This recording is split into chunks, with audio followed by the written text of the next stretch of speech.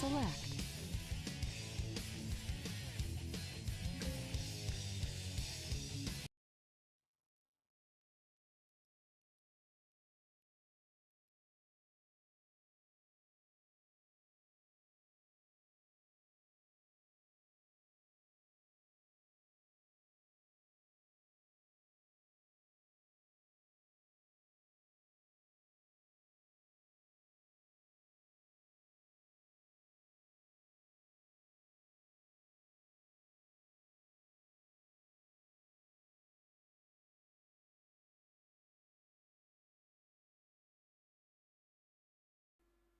Hello? Can you hear me now? Hello?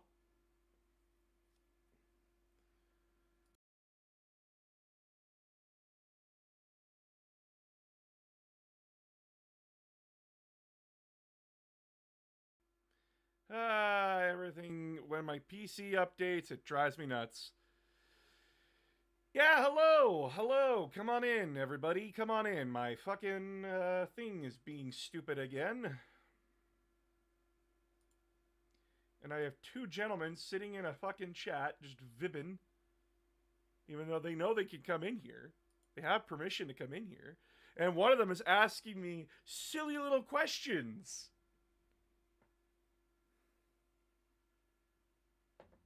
Silly little questions. Ah. Hey, Clam, how you doing? You never gave me perms. I thought I did.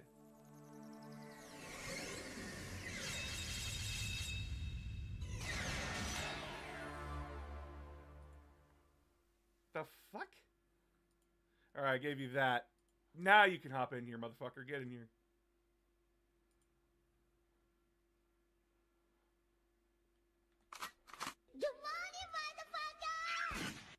I can smell you. Hello. Why don't you want me to be happy? File select. You're just not allowed to be. Hey, buddy, I'm gonna send you a short little clip thing, and I find the officer in it the funniest. Okay? Hold on. I'm trying to like.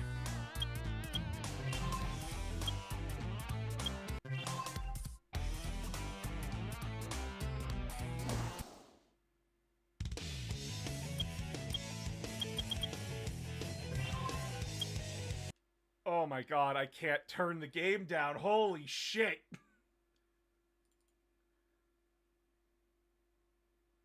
Settings. Language is How? How do you only have... Wait, Sonic Adventures 2 is the one where they give Shadow a gun, right? No, that's Shadow the Hedgehog. I do have that game, though. I have acquired it by legal means. Yes. Sonic Adventure 2 is the one where he gets kicked out of the back of a helicopter. He doesn't get kicked out of the back of a helicopter. He takes out everyone aboard, implying that he probably murdered everybody. Yeah, apparently Sonic knows CQC.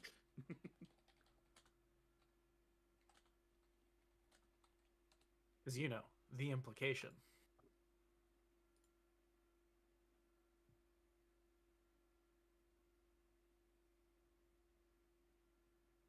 A sequence that is so good they recreated it in one of the anniversary games, which lets you play the sequence in 2D, which is really fun. Christ, I can't turn the game down.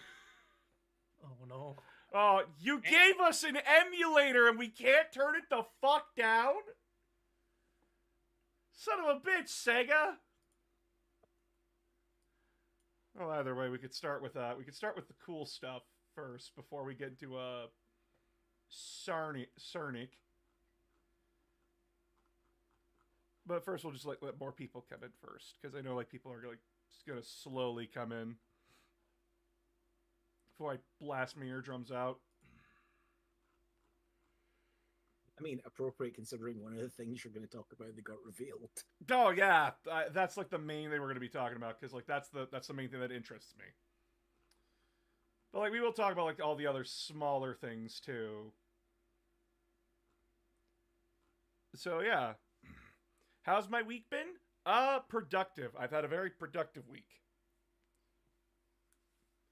For those that don't know, me and Lost in Spirals, we did a playthrough of Halo Reach because that was her first time playing it. That video is ready to go for tomorrow on Patreon.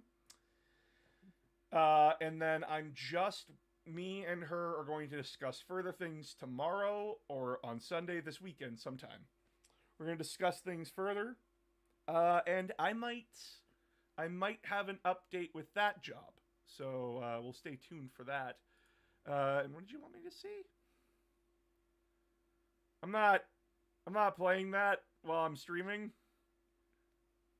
I'm not going to play that while I'm streaming, bro. I'm sorry. What? No, you don't have to like show it to people. You can just watch it by yourself. Okay, I didn't know if you wanted me to wasn't- show that. What do you mean? It's not inappropriate. It's funny in a way. Our humor does not meet the sensibilities of many. I don't care what the sensibilities of many are. Humor is funny. I care. Oh, baby boy, what the fuck? Hey, am I buddy. looking at? What's up? Total War Warhammer 3, what faction should I play? I don't have Beastmen, I don't have Tomb Kings, and I don't have Vampire Coasts. Well, you should get yourself Tomb Kings because the glory of Cetra must be felt across the world. Well, Anyway. unfortunately. Zinch. Zinch? Hey, boss, I have the sick. Oh, that I sucks. played I'm him sorry, not Juliet. long ago, though. Corn. I realized after your Malal video that I accidentally made my Space Marines look like a son of Malice. Oh, I- you I'm made them an gonna say Oreo this- cookie? T-Com? I've played all the demons fairly recently. Yeah, I no, guess. he played through all the demons, and as my brother put it, Nakari sucks. Dark elves. Dark Elves, okay. Yeah, don't play think I've Darth Vader. actually- Play Darth Vader. Which one's Darth Vader? He's the main one. Malekith. Malekith. Or Malekith. is he still called Malekith in Total War? Yeah, he's still called Malekith. Yeah, Malekith. Okay. Basically Darth Vader. Okay. I was curious as to whether they'd patched that so he is called Malarian. To be honest, I think this is going to be my first time playing Dark Elves. Maybe I can go into my sound mixer and like... Slaves. Slaves are used for everything. Yeah, you'll have to, A lot of gonna rating. Hydra. lot of rating. Lot of rating. I'm just going What to is this? Hydra. I would have suggested ogres. But Hydras. But And I'm going to ogres. name the first Hydra the pet of Alpharis. You son of a bitch. You son of a bitch. This man coming out here with his fucking... Yeah, if it relates back to the Alpha Legion. That's what my brother does. So, hey there, chat. Just come on in. Just come on in. I know a lot of people are taking their sweet time to get here, but we'll be getting like started soon, and we'll talk about like the cool stuff that came out before we play Sonic the Hedgehog. Someone who claims to be cool. Yeah, they had to drop everything in the middle of the night. Yeah, well, I was asleep. Shit sucks. Oh, I wasn't asleep. In essence, we're at 5 a.m. here, and I stayed up for them. Oh, I just wasn't asleep because of PTSD nightmares. So I just made bad decisions. Man, why didn't you get to sleep? Oh, you know, I have trauma and everything, and sleeping is hard because I flash back to those horrible times. It's truly horrible. Why didn't you get to sleep? Poor decision making. you could say my trauma was caused by poor decision making. And now you're Android 16 in my fucking server. Yes. Did someone say exorcists? Calm down, T-Com. They're not here. But I heard them say exorcists It's just focus on your Iron Warriors there, buddy. Acquiring Warriors. Go, He likes go Perturabo focus now. on. Go focus on your Iron Warriors and Custodes. Focus on your birds, buddy. Acquiring birds. He likes birds He now. likes birds now.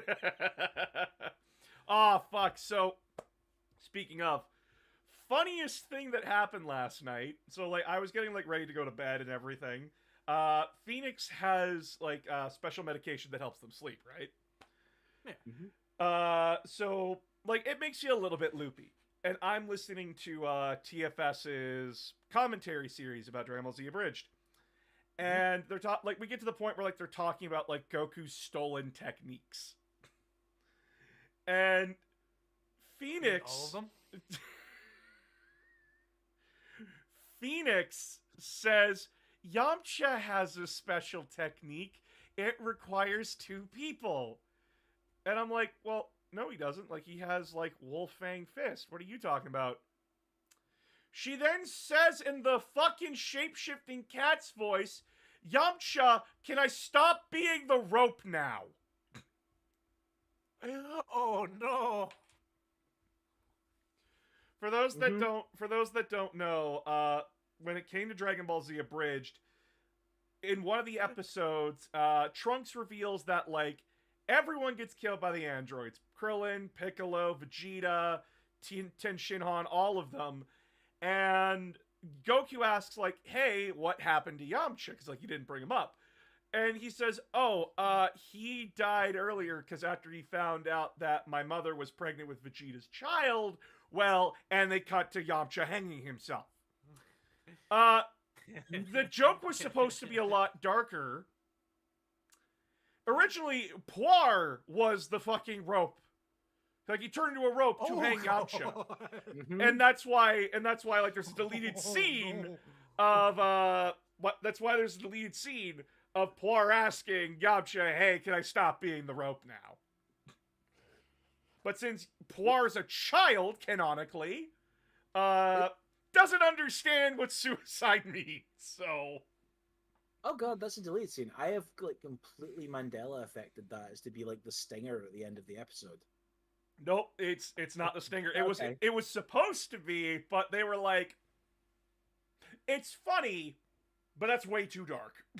I would have guessed his special ability that requires 2 people is dying for inspiration. Listen, I really It's want not even that inspiring. I really want a special. I want in a fighting game that Yamcha's ultimate move is that he blows up. Because, like, we got Wolf. Instead of Chaozu, it's Yamcha.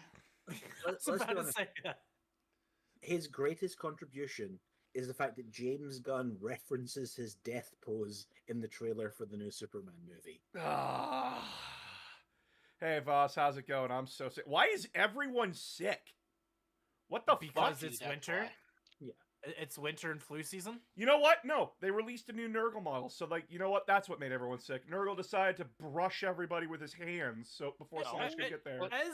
As I brought up in chat, like, usually I'm not a fan of Nurgle models. They're just to me. I really like this new one. Yeah, so It looks really cool. So like let's get into this because I wanna look at these first and then we'll play Sonic Adventure 2. But yeah, sorry, it's probably also gonna blow my eardrums out, so I'm gonna have to, like, turn up someone else. Like, I have to turn up all other people in the chat here. But yeah, no, we got brand new Las Vegas open reveals. So the Undead for Age of Sigmar got new models. The Imperial Guard got new models. The Elves of Fantasy are back. So if my brother wanted to play Fantasy, he got his Elves back. The Guard Command Squad is beautiful. Yes. We got Trolls and Goblins and Mushrooms and Spiders. Necromunda's got a new group coming in from the Ash Wastes. Mechanicus is getting more and more love for Warhammer's Horus Heresy. Beastmen are also coming back. So all you Beastmen lovers out there can stop bitching at me now. Death Guard got a new model. We have no idea what this guy does.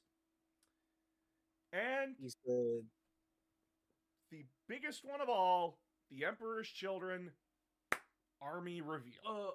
Question: are they bringing back Beastmen just for Just for Old World. fantasy? Yeah. Okay. So if you want The to play, Beastmen that there are Beastmen that are staying in AOS, but these are the Beastmen for. Can we just for 10 seconds talk about this because this Yeah, teaser is yeah. important. Yep. And might actually get people to play Old World. Yep. So, yeah, these are the Beastmen that are coming in. They've announced 9 because I'm an Old World player. I play Old World. They've announced 9 factions for Old World. We have one coming out, which is High Elves, and then after that it'll be Beastmen, and then Wood Elves, and then that would be all the factions that they'd announced. Yep. Then they said there's something coming out later in the year, and we can't tell you about it yet. Cathay. ooh, Let's get there. It's probably Cathay. probably Cathay, because Cathay didn't have models back in Old Fantasy, right? Nope.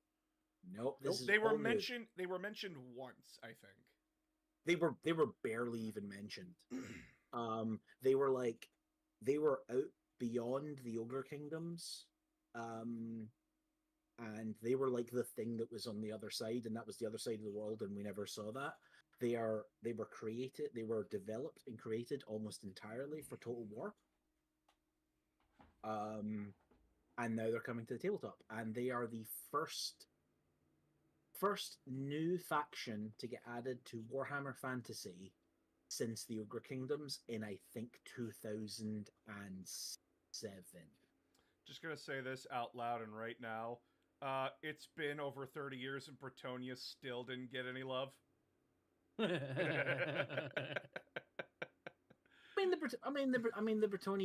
Bretonian army book came out in 7th edition. It came out in about 2005, I think. Oh, it did. Yeah. I just remember That's like a what- lot of people dunking on Bretonia. Oh, they went like they were like right at the start of 7th edition. They went basically 2 full editions without anything. That's fair. Which like they were the the Drukhari of Warhammer Fantasy at the time. The Drukhari, when the Dark Eldar came out at the start of 3rd edition 40k and didn't get updated until near the end of 5th edition. Ooh. Yeah, speaking of, like, before anyone gets, like, a brand new army or, like, fucking... Oh. By the way, we're not getting Vulcan. I can pretty much guarantee that 100%. No. Primarchs are usually, like, an end of edition or beginning of edition thing. Yeah. And if we do it, and if we do it, it'll be Russ. Yeah. Like, we're probably not going to see the next Loyalist Primarch until 11th edition. yeah. Which, by the way, 11th edition. Fuck me, dude. That's kinda. Yeah. I know we're nowhere near it right now, but at the same time, like, just the thought of going to edition 11, my brain's just It's going... It's next summer. It What? feels. It's a year. It's summer 2026 probably. Ugh. The summer of 2026. I don't like Doesn't- that. Anyway, yeah, no, for Warhammer Age of Sigmar, the Borrow Legions are getting a brand new model line, well, along with boxes. You get a new book, and the models look sick, not gonna lie. The models look good. Mm-hmm. Like, look at this. You got Skellies on horses. And, listen, not a big fan of Skellies myself, but, these look kind of fucking dope. Rattle them, boys. Rattle It's them, almost boys! like vampire skeleton. They are. They're yeah. they're the foot soldiers for the Soul Blight Gravelords, and they're the updated version of the from Total War. They are updated Black Knights and Graveguard. Yeah. Oh, okay. So, like, all the armies in Age of Sigmar got lumped into, like, armies of order, armies of death, armies of destruction, and armies of chaos. Yeah. The Soul Blight Gravelords are in the armies of death. And they're the vampires. Then, for our Imperial Guard players, you'll probably be the first Codex of 2025. You did get a new command squad revealed, along with all the Krieg stuff. The new command squad is a Captain Lesk and her veteran command squad, which has a priest, a commissar, a guy with a melta-gun, and I have no idea what she is, but she's got a knife and a hotshot las pistol. Apparently, it's a tie-in to the new novel. Yeah, Hell's Last. Yeah, because they're going back to Cadia. We're going back to Cadia for some reason. You mean the asteroid belt? A bit of it. A little bit of it, yeah. There's one continent that survived, apparently. And now it's just kind of floating in the void. The Alderaan 2.0. Yo, can we have a what's the Dark Angels Fortress monster called again? The Rock. The Rock. Yeah, can we have like The a Rock. Rock 2.0, but it's Cadia? I would love Cadia to have engines as a planet now. I would love that. I think it's the stupidest shit ever. The Dark Angels Fortress Monastery, which apocryphally was allegedly named after a gay nightclub in. I was Nottingham. about to bring that up. It's not That's true, so- unfortunately, but like it's Aww.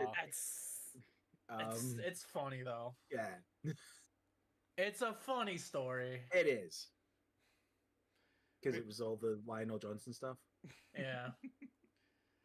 I mean, he is named after a gay poet, so Mm-hmm. that's good. Who is shit. who shamed about his great shame, which is that he is gay, which is the whole point. Is that the thing the Dark Angels are actually ashamed about is not that big So a deal. are they getting Yeah. square bases again? Yeah, no, Yeah. yeah, they're Warhammer Old World is the square basis thing. Like you move like regiments. They Yeah, made them okay. bigger. They made them bigger. Yeah, they look well, bigger from what I remember. They back in the day, they used to have all of the regular infantry would be on 20mm square bases, and like your Chaos Warriors would be on 25mm square bases. Now everyone is on 25s, and Chaos Warriors are on 30. But yeah, brother, if you ever want to play Old World, they have elves now. I probably wouldn't play. Are you But- sure they're bringing back Alariel? Also, to be fair, if you scroll up again, the squads, yeah, that's what you get in a box in Old World. By the way, you get a full regiment. It was really cool. Like, Yeah. and their army box is actually really decent because high elves in particular, are expensive points wise. Well, yeah, because you get like Um, decently armored and decently skilled units, right? Yeah, basically they said this in the thing, and from playing against high elves, I've never had a high elf army. I'm a dwarf player. Respect. We won the war of the beard. And but high elves can basically be described as every rule in the game. They are just better than you at it. Also, that's new squadron of new Illyrian Reavers, which are like their light cavalry. That's a new multi-part plastic box kit. Oh, for them. nice. Cool.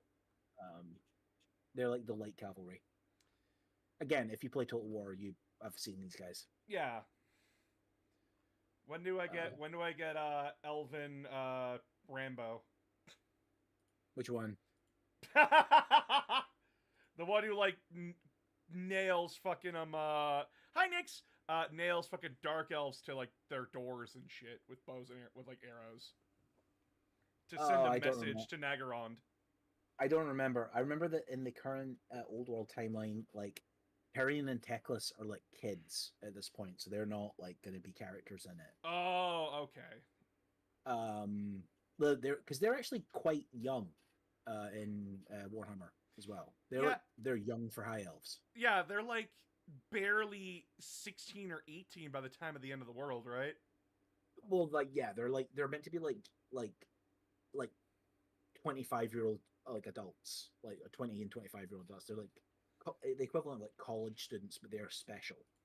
you know? Yeah. Like because they're mates with the woman who becomes the Everqueen. Then we got the new Necromunda stuff here with the new Ash Wastes nomads getting some stuff. These guys are just the Fremen. Spire Hunters. I'm not gonna lie, chat. I love me some fucking savage-looking cloaks, and this is doing it for me. I am It loving kind of this. makes me think of a mixture of Nurgle Orcish kind of a thing. Have you seen the other Ashway stuff? They're like riding the giant like insects. and Yeah, stuff as yeah, well? with the hopping bugs and all that. It's You weird. know, it actually it makes me think of if Talarn was Nurgle worshippers. You know what? That's fair. Alright. I like that. I like that idea.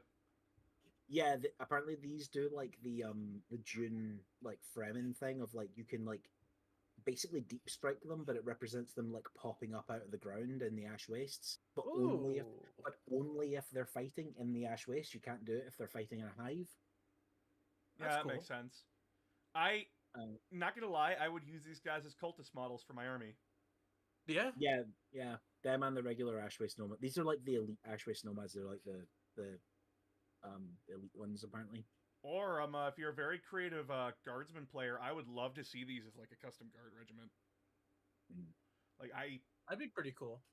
I've seen people like make Escher guard regiments, Orlok guard regiments, that kind of stuff. I think it's really cool when they do that. The first ever like canonical guards regiment in 40k, like back during World Trader, were the Necromunda spiders. Yeah, I remember that. Hey Ben. And they then like retcon their lore to be like they're like made up of like hive gangers who are like recruited specifically into like the guard. Oh, they got good boys. They got good boys, Chad. They got little guys. You got little guys. Yeah, they're like fucking terrifying because they bore through armor, but like And bulkheads apparently. I like them. I think they're cute little boys. I think they're good little boys. I like this design. I like these bugs. So yeah, like I might just buy these so I could have some chaos cultists for these guys because I really fuck with this design. Ooh, baby. Mechanicus though, Mechanicus. You are getting brand new models for Horus Heresy. Which sucks because I would love to see this in fucking 40k for them, but hey, robots, we're getting fucking robots. I feel like those would be in 40k. They're just bigger Castlins. Yeah, They're not allowed to use the 30k models in 40k. Apparently, it's stupid internal rule. it's so stupid. I hate it. But we got the Thanatar Calyx, and this thing is a beast. You got like heavy bolter here, or like something like a Volkite weapon or something. You got like a Grav Fist here, or like something. What's it equipped Yeah. with?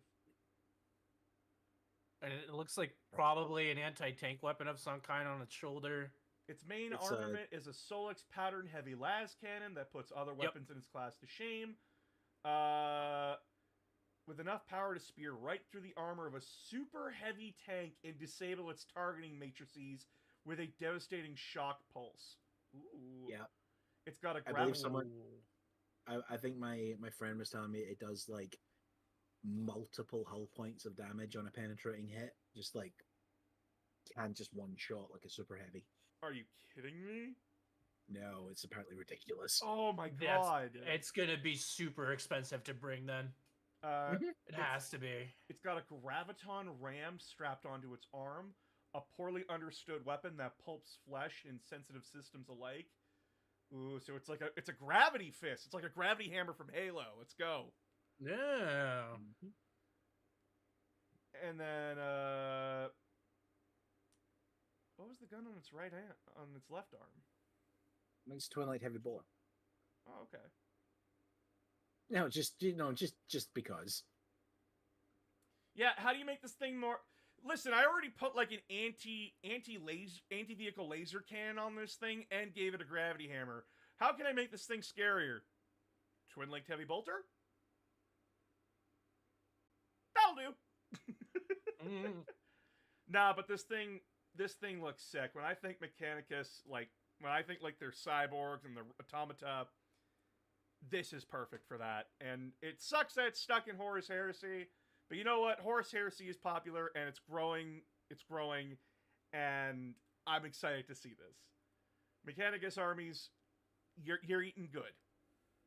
Yeah, it has that 80s cyberpunk industrial vibe to it. It reminds me of like Sky Captain. I watched that movie when I was younger. Oh my god, I need to watch that You're again. It's been welcome. so long. It reminds me a lot of the Fleischer Brothers Superman cartoon. Ooh. Have you ever seen it? The that sort of like one of like the robots going into town and like robbing banks and stuff, and Superman fighting them. Yeah, like that. I like that the Mechanicus have like that very like old 40s, like 30s to 50s robot World vibe. of Tomorrow. Yeah, World of Tomorrow Yeah. robot vibes. I really like that. Yeah. And I like that they kept up with that aesthetic for them when it comes to their automata, at least. But I mean, oh, you can always write like house rules for them. Like, there's nothing you can make like custom data sheets. yeah, it's very easy to take a Horus Heresy unit and put it in 40k, and vice versa. But next we have the Lord of Poxes for the Death Guard, your new hero unit. Apparently, when you've reached a high enough rank, you will adopt one of the Mantles of Corruption. Each is an innovation of Mortarion, a dedication to a certain septic approach to warfare, realized through specific war gear. Alright, so what is this guy? He's got rusted blades, rattling engines. I hate that, like, he gets this sword, because I don't play Death Guard, right? But I love this kind of sword design.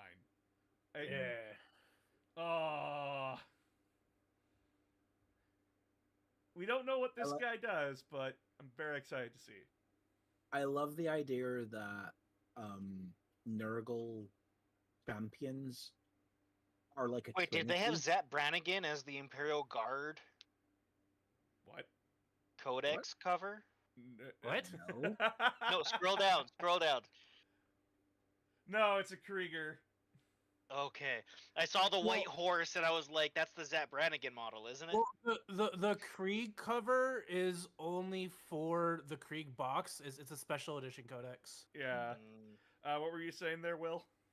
They've got this thing of like there's like a trinity of Nurgle heroes. It's the Lord of Contagion, Lord of Virulence, and now the Lord of Poxes.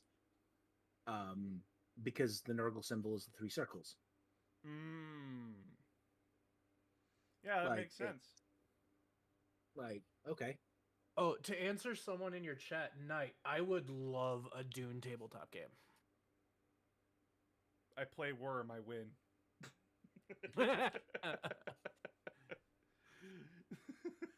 But yeah, this is the new Death Guard model that's coming out for Death Guard players. Hey, you finally got some acknowledgement from GW, and apparently a lot of players at the LVO this year are playing Nurgle. Kind of just shows that 2025 is truly the decay of our time. Anyway, last but most importantly not least, the Emperor's Children. They have been teased for months. We have been told that an angel is returning, and here we fucking are. We knew that Fulgrim was coming. We knew that the Emperor's Children army was coming. I was not expecting these radical redesigns to like this extent. This is Lucius. that is. You know what? Fucker's got a glow up. I desperately want to paint him in leopard print. I know, I saw. Is he wearing a fucking girdle? Yeah, It's a corset. yeah. Corset. Corset? Yeah. Son of a bitch! This man has gone fully off the deep end. I mean, if you rock it, you rock it. But he's also got heels, chat. This motherfucker is wearing heels! I am wondering, like, if he did that because it's funny, or if there's, like, this secret kind of thing to it, where, like, it's, like, spring-loaded or something to launch him forward. But, He like, put bolt pistols on the heels. he does, like, a Oh, dance. This is like Bayonetta. Yeah, I was about to say Bayonetta. Hey guys, Why we does brought his head remind me of a jeans dealer? Eh, uh, I don't know, but yeah, this is Lucius's new model. Trey the Great, thank you for the sub. So before we get into like the individual units and stuff, I just want to say that like the thing I absolutely love about the new Emperor's Children is the argument for years was, well, obviously we can't do Emperor's Children because Slaanesh is all about sex. Which isn't true. Like, which isn't true, but that was always the bad faith argument that was made. And then AOS comes along and is like, no, it's about decadence, it's about Excess in all excess in forms. all forms. But then they translate that to 40k and it's Space Marines, and it's like, no, it's about like Cenobite level Hellraiser like body horror. Yeah, because they And it's want to like- feel something. But like but Space Marines are like inherently like asexual, non-desiring beings, except that they like have this like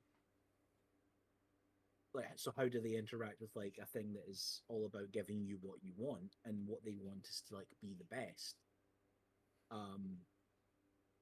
And I kind of love that. I love that they've gone this like Cenobite route with them, and I think it makes them look interestingly very visually distinct from the AOS ones as well, And from the Hedonites. I kind of noticed this when I was looking through the models before too. They look a lot more thinner than a lot of other Chaos Space Marines, where Nurgle is like your most bulked up. Thousand Suns are kind of like that middle ground, because like they're just dusts in suits of armor, where like the most radical thing you'll see is like the mutations on their sorcerers. And like Khorne is like they're buffed, like their armor's damaged, or like they're clearly just like exposed muscles and everything. These guys look so much thinner than the other forces of chaos, which I really like. Because it makes them look faster. It gives them like that serene grace that you wouldn't expect from a Space Marine.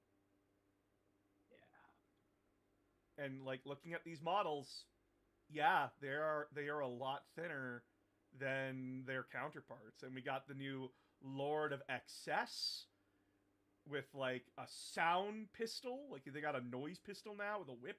I really don't like that fucking head. But like that's very Slaanesh, and I do like that we're getting whips for them as well. I am enjoying the fact that apparently the auto mod on Twitch will not let people type corset. Are you kidding me? No. I can't do anything about that, chat. That's Twitch. Take it up with them. They won't let VTubers have cleavage, but they will let hot tub streams. Not anymore. They That's- actually stopped that. They Oh, they stopped stopped that. Oh, they did that? Okay. Yeah. Because people were getting around it. And then they like it was hilarious. They actually went like, we're actually just gonna not care what people wear. And then or we're gonna allow like contextual nudity was like the term. So like if you were like doing art streams, you could like draw nudes and stuff. And then People pushed the boundary. immediately people were like immediately were like, let's see how far we can push this. People, not all the rules are meant to be pushed. Mm. I remember. Sometimes just be happy with what you have. Oh fuck! I remember when that happened.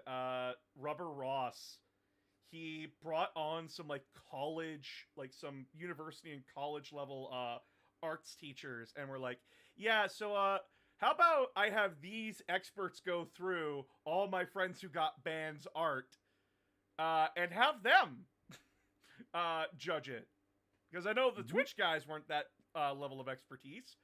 And a good 30% of them was just like, yeah, no, that's not like artistic nudity, that's not tasteful, that's just you being horny. I mean, you can say that about a lot of art through history, though. Oh, exactly, right? And that's like, that was their overall point, is that like, a lot of art was made by horny people. But we also got the Lord Cacophonist here, and I'm in love with this clam-looking motherfucker. I've seen a few people. I've seen a few people say they want to take this guy into 30K. Oh yeah, like this is. If I'm thinking of like an Emperor's Children, chaplain or something, like this is it. He has a tiger print loincloth. Oh my god, you're right. I didn't even notice that. Holy shit. Well, whoever painted it did that. It guaranteed when you get it in the box, it's just gonna be a. I mean, yeah. Right. but- Yeah, but like that's talent. That the guys at GW, Yeah. they're such good painters over there. But yeah, like this is a model that I really want. I love that helmet. I just like how this model looks. It's this is peak Emperor's Children for me. And then we got the new Noise Marine models, and they look sick as hell. Mm. With their new noise blasters and like the new pistols, and I just The face guns. yeah, face guns. I've seen a few people a little bit disappointed that they didn't lean into like the guitar thing, and I'm like, I get it, but I like these more. I could see the guitar though. I could see it actually. Mhm. Like, look, you got the base of the guitar down here. You got the dial, Yep. and then like you just goes up. Mm-hmm. I could still see the design, and this one's a bagpipe. Mhm. Yeah. Oh, I am absolutely in love with these models. These are great. But then they hit us with their own version of Exalted 8-Bound. Among even the most common Space Marines among Fulgrim's legions are masters of their own brand of warfare and are often found collected into two distinct formations. Infractors are obsessed with experiencing every sensation the galaxy has to offer and hurl themselves into close combat with wicked dueling sabers, determined to hunt down the most glorious opponents to prove their superiority at the edge of a blade. And these guys look like the Exalted 8-Bound for like Emperor's Children. So like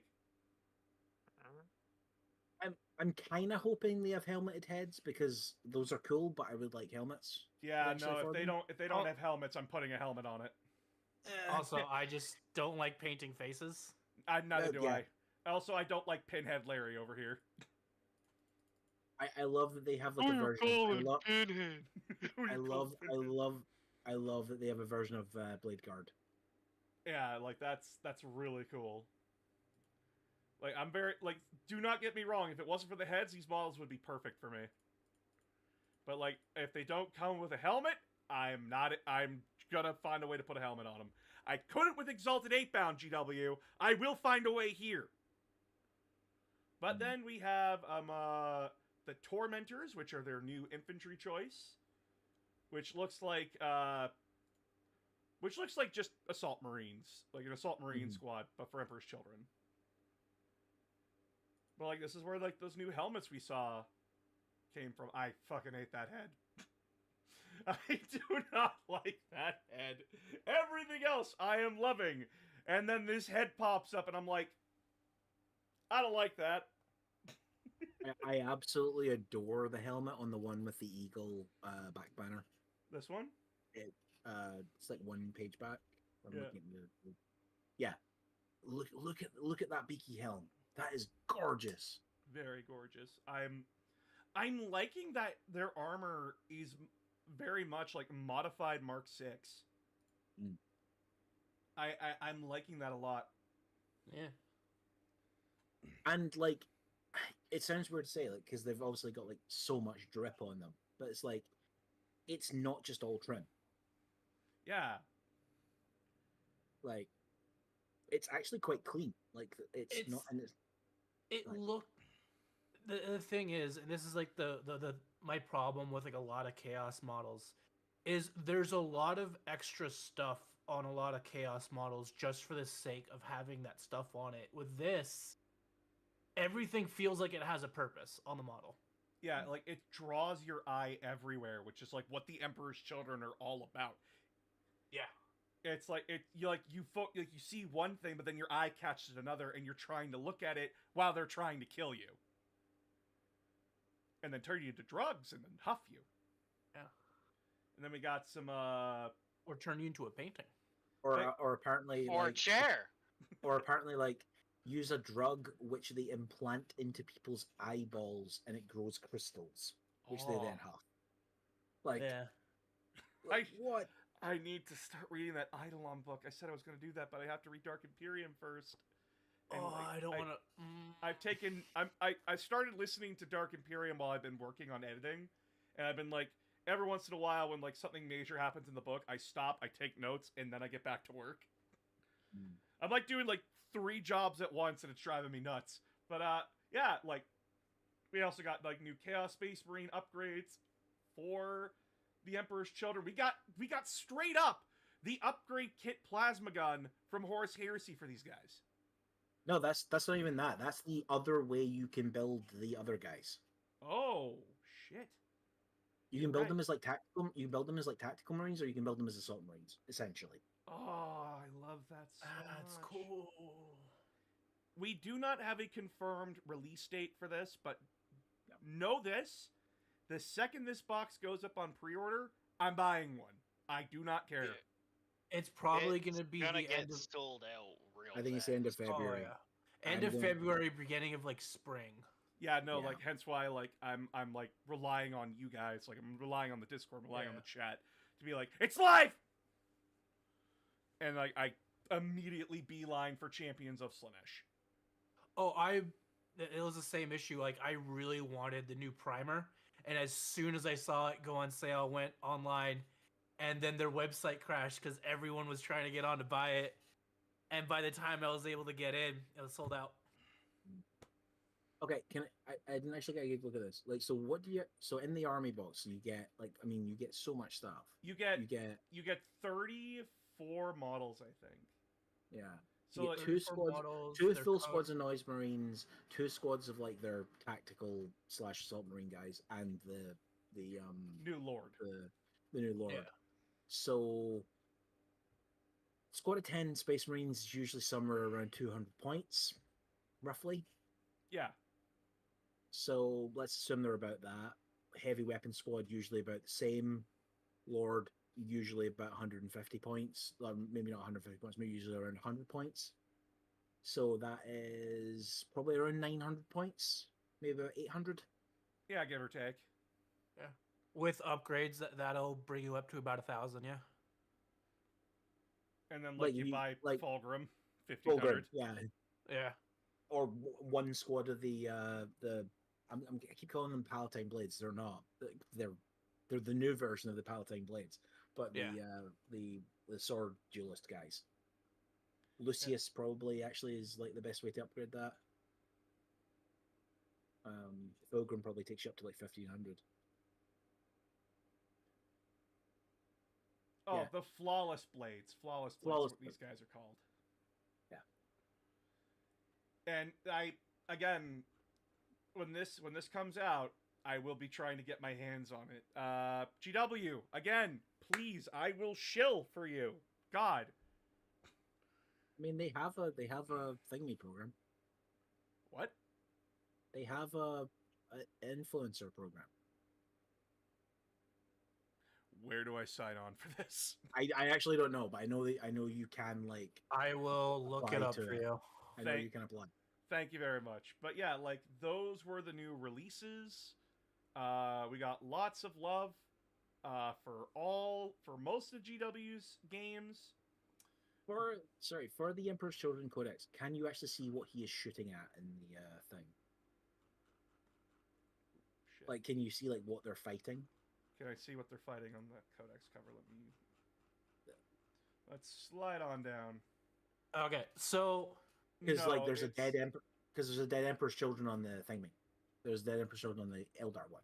Yeah, Oh no! it doesn't. Oh no! look It's, like it's it. got it's got the demons on it. That's why. Because there's So- also demon. Because they've put the demons in the book. They said that on the live stream. Ah, okay. So I haven't found out where to sign up yet, but basically the way the program works is they send you a bunch of free shit and they'll send it to you early so you get early access to a lot of models and stuff.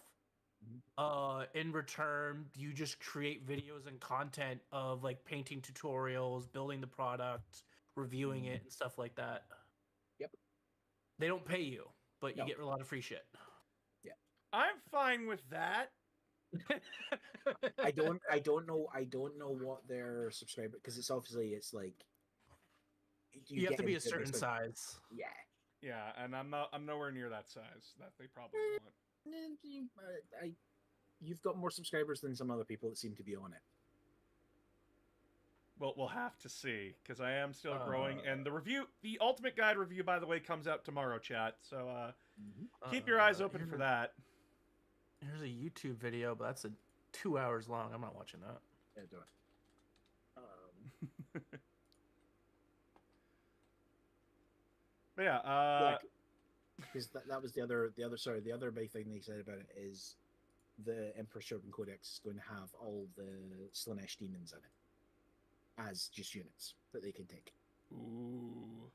which presumably means all the other ones also have that god's demons in it. Yeah, I was skeptical that they would put Demons of Chaos, like all the demons, like God's demons, into each of the Marine Codexes.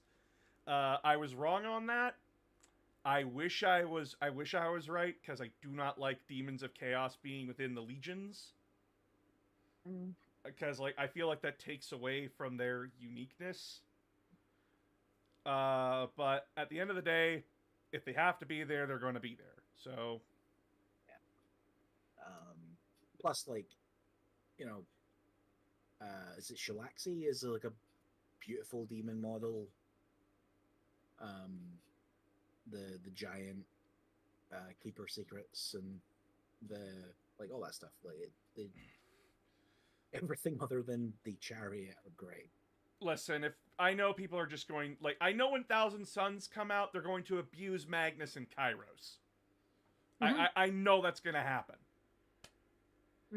And people are like, well, why don't we see like Mortarion and Rodriguez spam? Because Nurgle kind of sucks. Nurgle demons are kind of like, why would I take Rodriguez when I could take Kairos and Indirect Fire? I mean, that being said, I like the idea of a Death Guard army with a Great Unclean One. Oh, I do like that idea a lot too. I'm more of like keep power armor to power armor, keep demons to their thing. But that's just me. But like if they're put into the book says like you don't have to run them. No.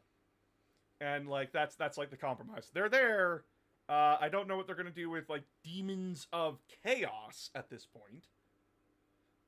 Because, like, that was a fear that a lot of people had, is that, like, if each of the individual gods are thrown into the Legion's books, what happens to Demons of Chaos as a whole? It could stay as an online-only digital codex, same as Deathwatch. Yeah, but then we get the problem of, like, oh no, they're going to go the way of the sisters for a while, aren't they? Right? No, like, that's a fear. No, because people like the demon models. The demons will get updated at some point. Probably. Alright, enough beating around the bush. I said I was going to torture myself for you guys today, and that's what I'm doing. We all got what we wanted. We all saw what was going on. It's time for me to torture myself with Sonic Adventure 2 and blow my eardrums out. File select.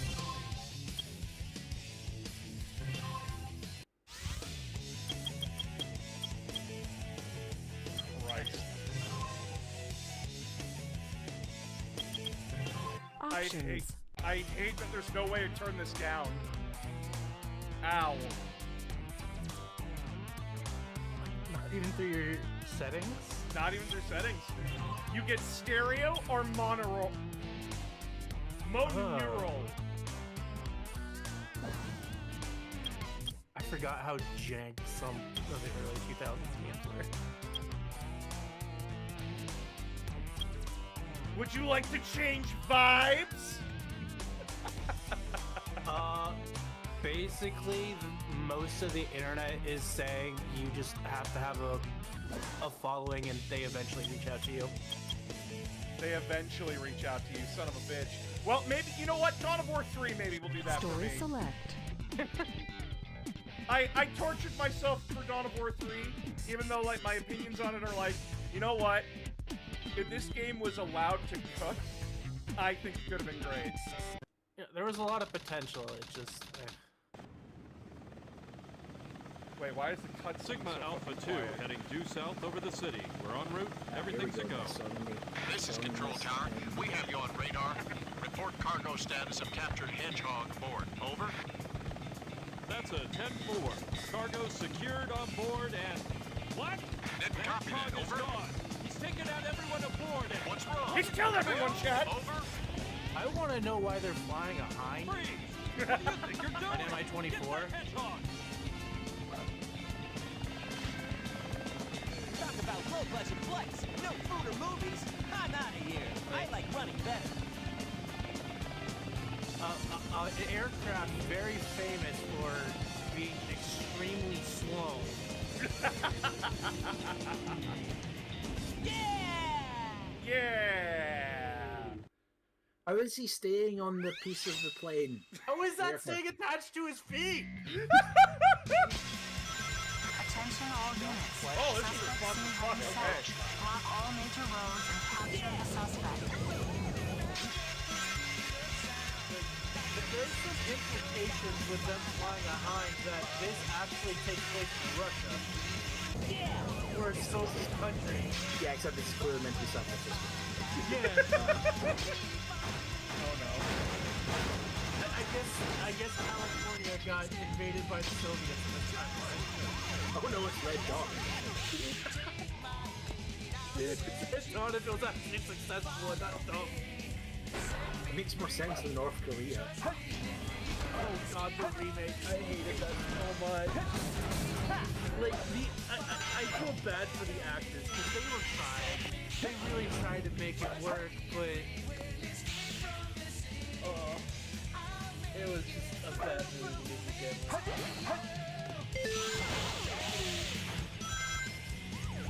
They just didn't urge to sing along the theme song. Well, we are just listening to the Sonic National Anthem at this point. Oh, they... Right, this is the Dreamcast port, not the, not the GameCube. And I'm like, I remember that. Oh god, I remember that being like such a big deal. This was a launch title for the GameCube. People were like, "Oh my god, it's a Sonic game on a Nintendo." Do you know anyone that actually had a Dreamcast? Yes, me. Oh. do you know anyone who had a Dreamcast? Yeah, me, asshole. No, like it was fine. Revolutionary for its time. Yeah, not like not outside of Japan. Because the stuff didn't work out.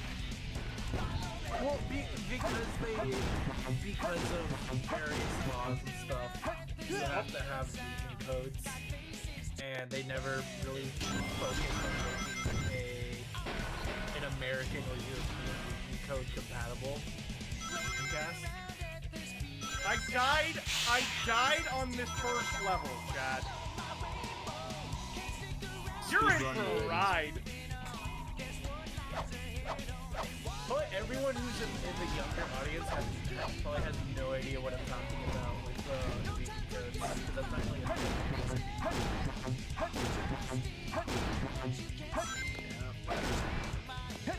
I had a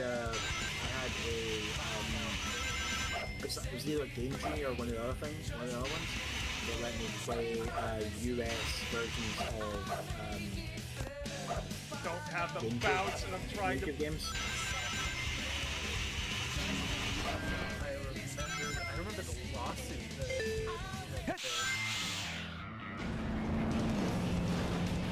that They had cheat codes. Remember cheat codes? I love how that truck just spawns in from the wall. I just Why want is to the remind. truck bigger than the buildings? I just want to remind everyone that like Gun is supposed to be like a special American in the anime. So like back in the day, I would say the police would never be given this kind of military budget. or that the Americans Nice. have an organization called Yes! Gun. We have a town not too far from us called Gun. How's it spelled though? It's spelled with 2 N's. Huh. That's why. No problem. Okay. If I didn't die, that It's would have been probably- A. If it's spelled with 2 N's, it's probably named after somebody.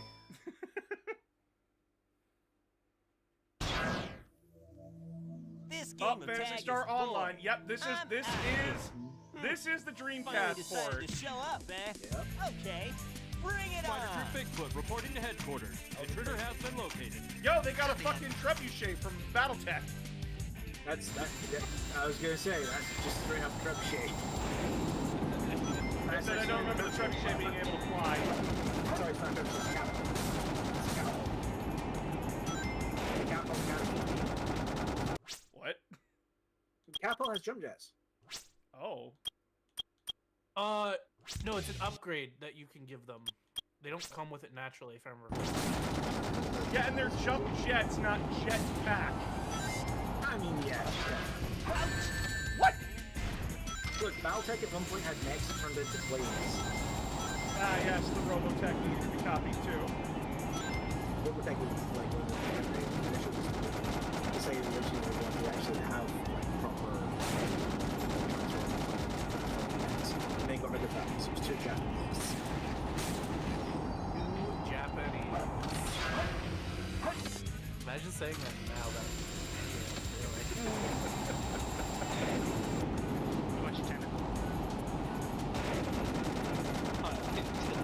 Yo, we got anyone who played Fantasy Star Online back in the day? That was bad. No comment. It was fine. Honestly. Oh, we clearly had very good Spider Troop experiences. Bigfoot. Bigfoot to like- headquarters. Over. We've engaged the enemy and request backup. The thing is that no one had figured out what MMOs were prior to Wow. Quest. Never questioned.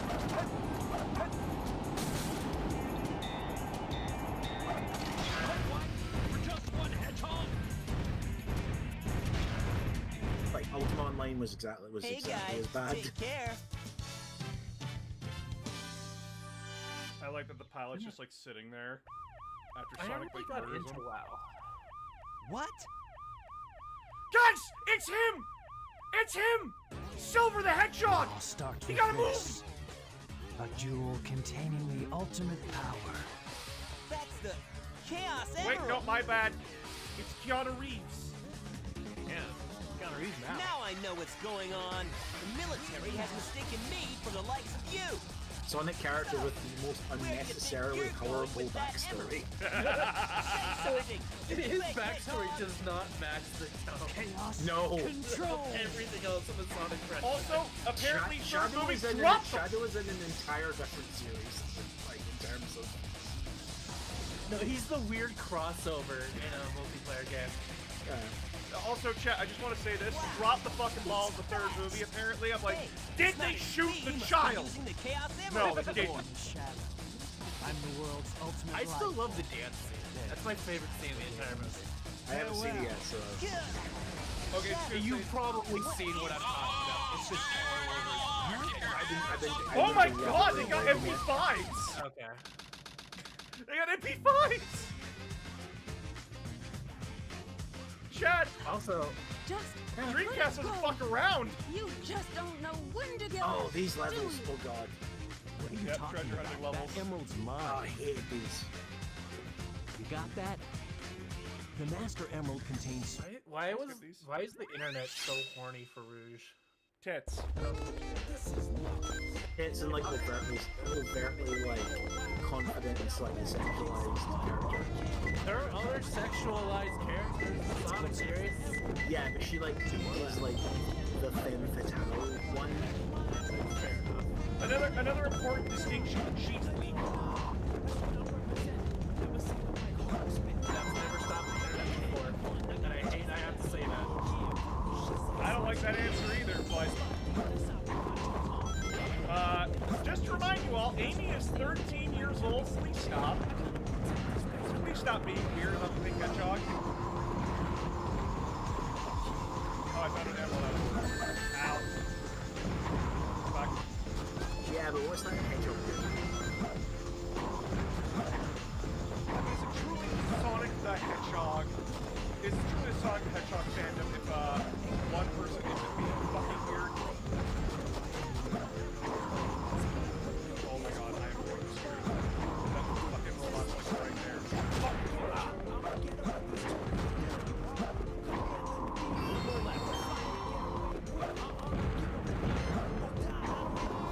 Hedgehogs live on average 8 to 10 years. So Amy is elderly.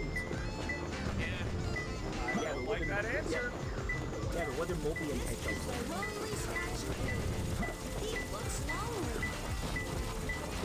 Like Knuckles is like meant to be like over 100 years old.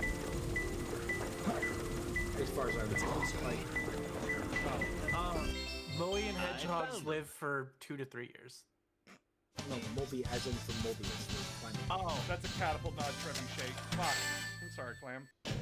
Oh, I heard this is Moean as an perfect. Moeen. No. No, Mobian, which is no longer what they call themselves in the comics anymore.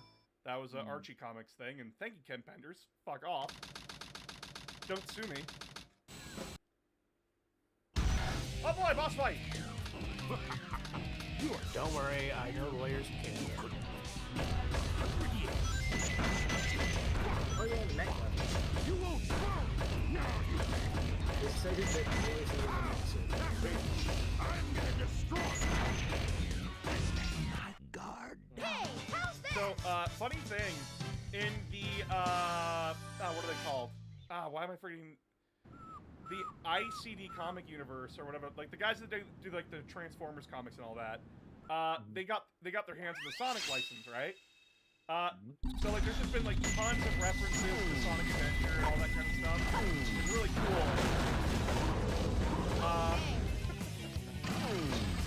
And what they did was that in one of the comics, a villain takes over Eggman's base, and so he grabs the mech from this game and goes on a fucking rampage.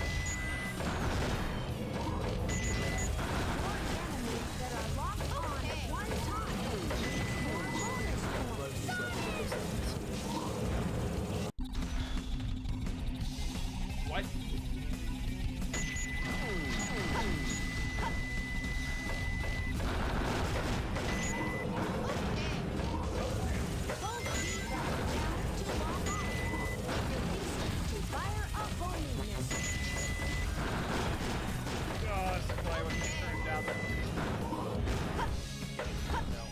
Oh, I don't even have jetpacks! Sega still trying to make choices. You get that you're upset and it's gonna go on.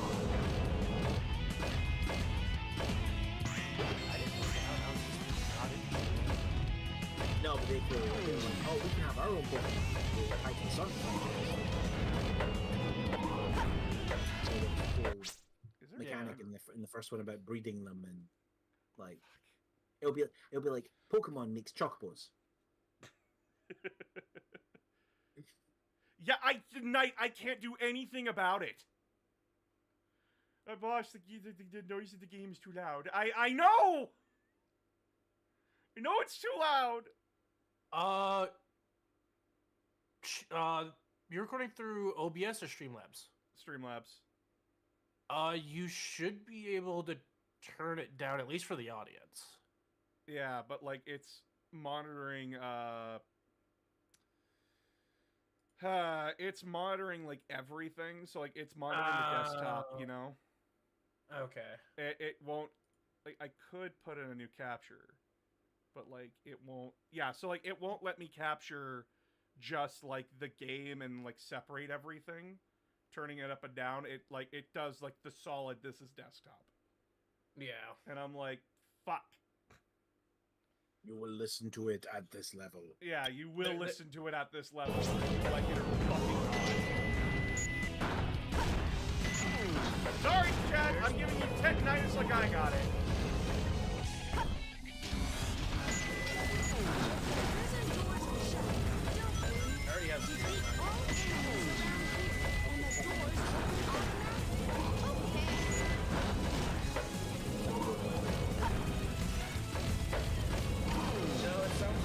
sci-fi term that they would use for like tinnitus.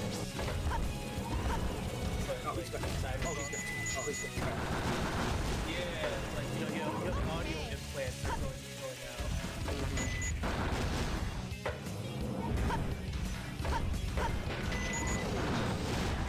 Also, yeah, like, never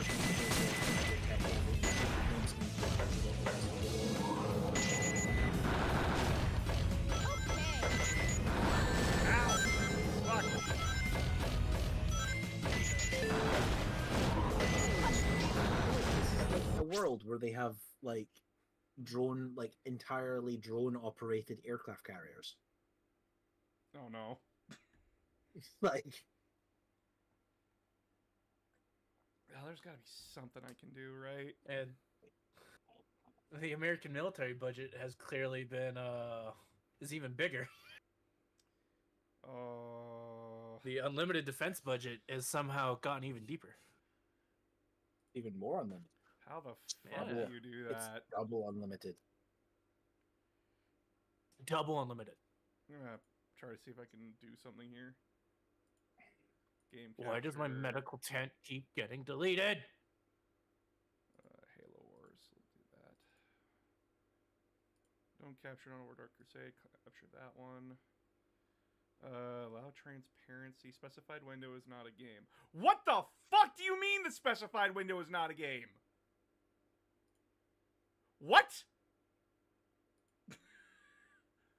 What? Clearly, you're not playing a game right now. Specified window is not a game. Oh, it's probably because it's That's a harsh judgment of this Sonic Adventure 2. Jesus Christ. Ah! What the fuck, bruh? Search. Capture specific window. Oh my god. What the fuck, bruh? Go into the... It's not a game. Okay, yeah, this is like way too fucking loud. too I can't play this and like listen to people. Son of a bitch. You know what, chat? We have other solutions. We have other solutions. I can solve this my way. Oh no. I totally have a legal GameCube. Worry not, chat. I will make this work.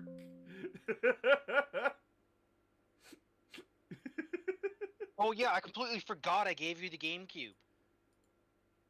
Yeah. Yeah. That's what Oh, we'll the be game- using. The GameCube, the best Nintendo console. Fight me. The No, best box. I'm fully on board with that. Where the fuck is my thing? With its tiny, tiny little discs. They were adorable. Yeah. Don't worry, chat. You know what? We'll do something else. And I can control the sound on this one.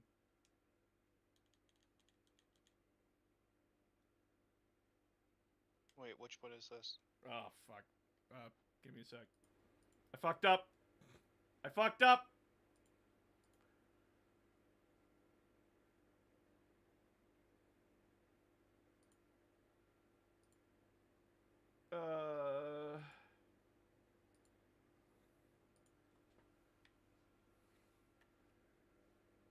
Wow, almost after 15 years, Total War Empire's finally getting campaign multiplayer.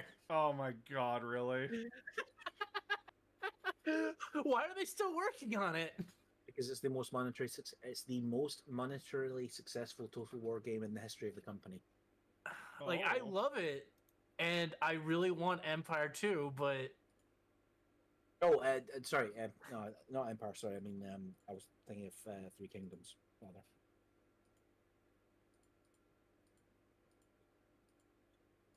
No, Empire was great. oh yeah, I loved it. Alright, is it gonna work now? Or do I need to, like, really, like, do a full...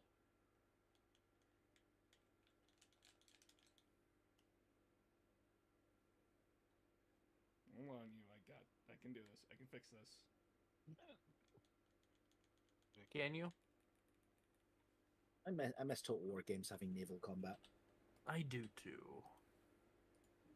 Son of a bitch. Well, good naval combat, because remember, Rome 2 had naval combat. It just sucked. It wasn't fun. Rome 2 was just crap, though. Rome 2 made choices which were just wrong. I was so excited when it announced, and I played it, and I was like, oh. Oh, Rome with mods is just better than this. Yeah.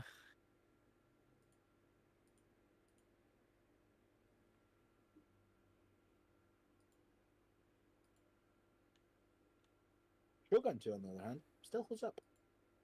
It does, surprisingly.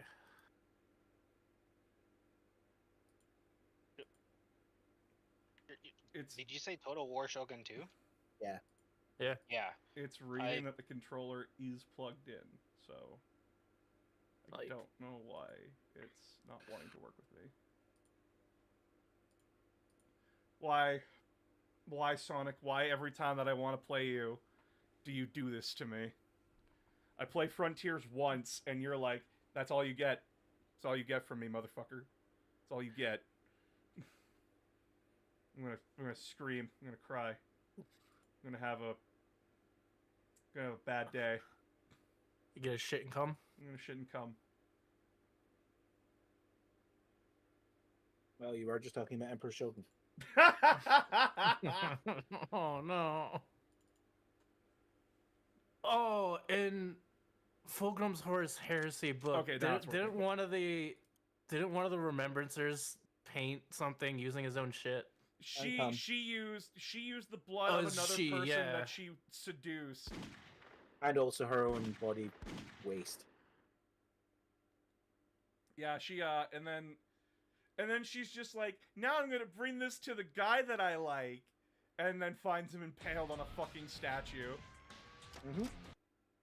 Fulgrim liked the picture though. That book descended into weirdness real fast. So I'm reading Horus Heresy to Phoenix, right? And like we're getting through False God still, but Phoenix is like, I don't want you to read Fulgrim. Yeah. And I'm like, why not? And they're like, you know why. Are you doing voices? Shadow the Hedgehog. No, if I'm doing voices, if I had a Spees group here, that's something I want to do, is that I want to invite Spees group onto stream and we all do like Phoenix Wright together. Popper! That'd be fun. Who am I? And why can't I remember anything? Okay, I will never read Yes, Fulgrim, Maria. thank you, but not thank you. Yeah, no, Yeah. so, for those that don't know, because I'm just going to tell you what Fulgrim is. Fulgrim is the book about how the Emperor's children fall to fucking chaos, right? Yep. And it's a read. Yeah, I knew it was gonna be weird going into it. I was not prepared. I don't have time for these humans. I was not ready for it. Shadow, it's me, the devil! Steal candy from babies and small businesses.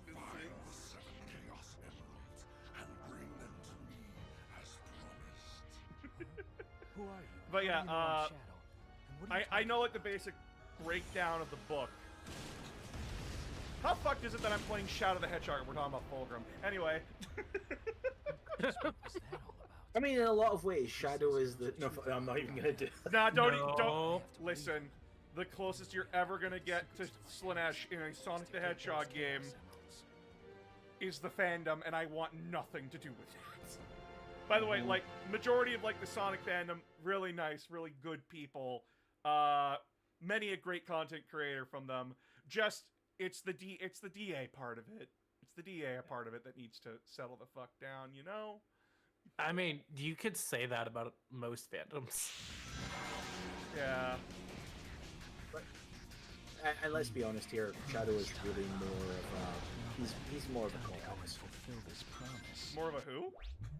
He's more Corax. Corvus Corax. In this game, I would give him to the Word Bearers if you go down like the completely evil path. Yeah, okay. Let's show the black creatures that we mean business. Oh god, it's that voice for Sonic! There should be a Chaos Emerald somewhere in this city. Steam, I know you know I really like playing older games, but I think if I was gonna play, Get away! Hey, Shadow. Long time no see. Looks like I just had a stroke.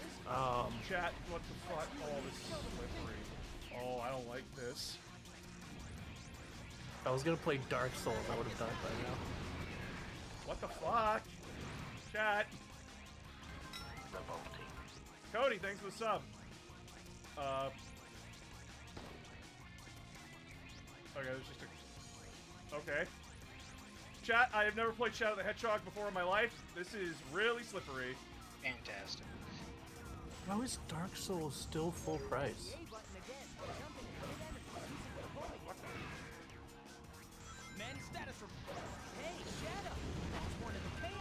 There's another Oh, game I with, murdered a man.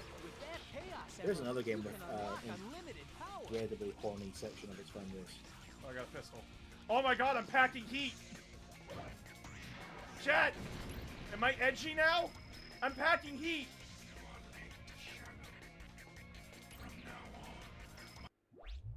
Now bring me back to Blue Boy. I'm packing heat. I need to know this is still a Sonic game with Sonic there beside me. Right, Sonic? This is a Sonic game? Holy shit! Oh. I walked into a police officer. And he hurt me. Hey, Al, if I walk into our family friend, do you think I'll like explode with rings? You'll explode with something. I mean, you did walk into a police officer while holding a gun. I don't think so, because he's not a police officer anymore. He's retired. Granted, Right. he still works at the detachment, but yeah, I think he'll be. Goddamn. Whoo! Whoo! Whoo! I murdered another man. Son of a bitch. I'll take that MPK5. Thank you. Ah! Oh shit. Is there any way to lock on this? My need to correct you is overwhelming. Chat, what do I do? Stop getting hit? That's one of the things we go to, and you're like, oh my god, Shadow actually has a body count. No, not like that, Sonic Thunder.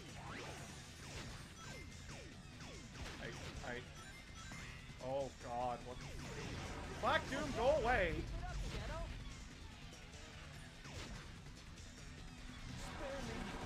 Oh, did I shoot a guy? No, oh, totally.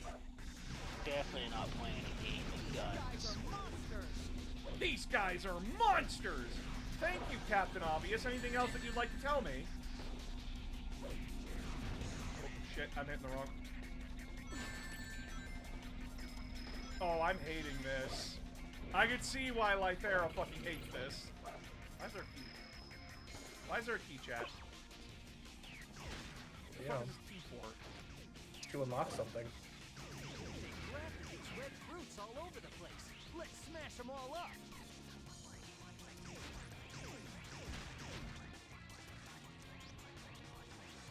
Watch out for the lasers coming from above. Watch out for the lasers! Sonic, shut the fuck up. Why are there keys? Or doors. Sonic, I appreciate the backup. I don't need the sass. That's like 80% of his character. No, you don't understand. He's cool, and he's being cool. Oh, okay, that's a bubble. Got it. Cool, baby. Obviously, the cool character that you want to aspire to be in this game is Shadow.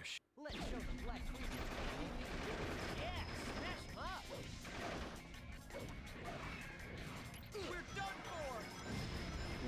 was like, I genuinely always thought Knuckles was cooler. You genuinely thought what? Knuckles was cooler. Oh, you always thought Knuckles was cooler. Wait, did Sonic get shot? And he dropped rings? Chat. I repeat, this is not a group. Man, what the heck is HQ doing? I think we found a way for you to farm rings. Press the X button. Use your light dash skills when near rings. Your light dash skill when you're near rings. I've seen plenty of reviews for this game, and know that that ability doesn't work. Let them get away with this.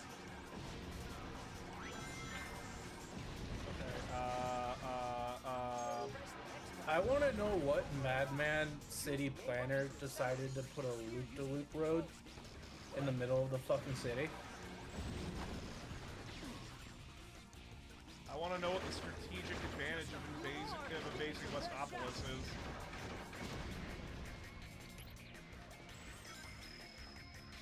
Chat, can you tell me the strategic reason why any alien would invade this fucking shithole of a city? Oil. That's America's reason. Face oil. No, I think these aliens are more interested in diamonds. Don't touch the red fruit. Touch the red fruit. Behold the ultimate power. Oh, what was the aliens' reason in Battlefield Earth? It was gold, I think. No, it was water. This is not a grill. No, that's Battle LA. Oh, I don't know. Battlefield Earth is it's an old movie, like early 2000s. It's really shitty. Oh, wait, hold on. Do I have to ignore the troll ring? Okay. What the hell? Those monsters are out of control. What the shit? Chat. What? Looks like our guests have decided to pay us another visit. Let's show them a good time. Oh god. Oh god.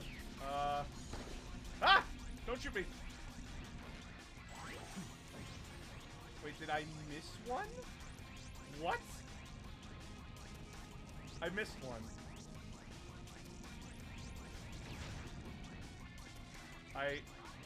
What is this game? I can't even stand on the teleporter. I have to go all the way back to the beginning. Oh, that guy's just... Stop! No, stop! I didn't do anything! What the heck is HQ doing? Clearly, letting me run around. This is not a drill. Running around at the speed of sound. I murdered a guy. But you've murdered lots of people. Let's show the black creatures that we Yep. mean business. Okay, so apparently I missed an alien somewhere. Apparently this is... Oh, fuck. I thought I was playing Shadow the Hedgehog, not fucking Banjo-Kazooie.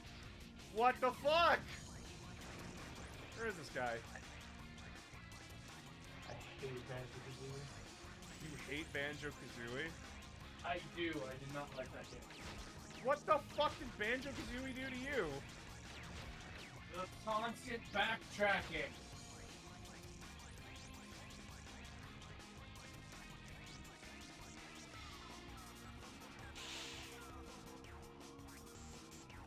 Oh, Sonic's dead. Never mind.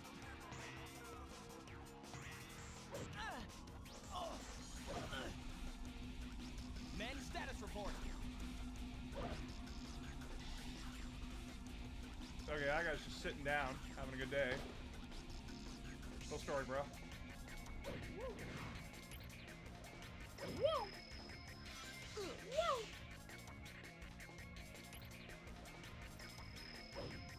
So, slightly weird question. What's up? What weird question? If the characters from this game were to collect 40k armies, which ones would they collect? Ah, fuck. Shadow would be word bearers. No, I wouldn't say Shadow would be word bearers. Shadow... I feel like Shadow would be like fucking Let's show the black creatures we mean business. you know, if I have Sonic with me, apparently the police don't want to shoot me.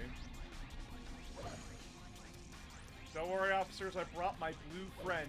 Blue hedgehog spotted. Get him! I feel like Sonic. I repeat, this is not a drift. Sonic What's would. happening? Are the cops just shooting him because he's black? You know what? Probably. Sonic would I collect can white pick up a stars. street sign. Let's go. Or Speed Freaks. Yeah, one of the two. I feel like Eggman would collect like either in Chaos Knights or Imperial Knights, or like play Mechanicus or something like that. Who would Knuckles be? I feel like Knuckles would play a melee focused army. Look out! Monsters! I don't see him playing World Eaters. I don't see it either. I don't see that either. But I know he would play a melee focused army. He'd probably play Yeah. like a red Space Marine I army repeat, with a this melee is not focus. a drill. Blood Angels. No, too No. elegant for him. Yeah. Yeah, where the fuck is this last alien? Status report. Knuckles plays like orcs, but he plays like with models from like 2nd edition. Because he's been playing it longer than anyone. Yeah, he's the reason why they all play it, right? Because like he heard of Tail- this. Oh! Tails would definitely play Mechanicus. Oh yeah. Dude, World of Tanks has a fucking Rambo battle pass going on right now. I give up. I don't know where this guy would be.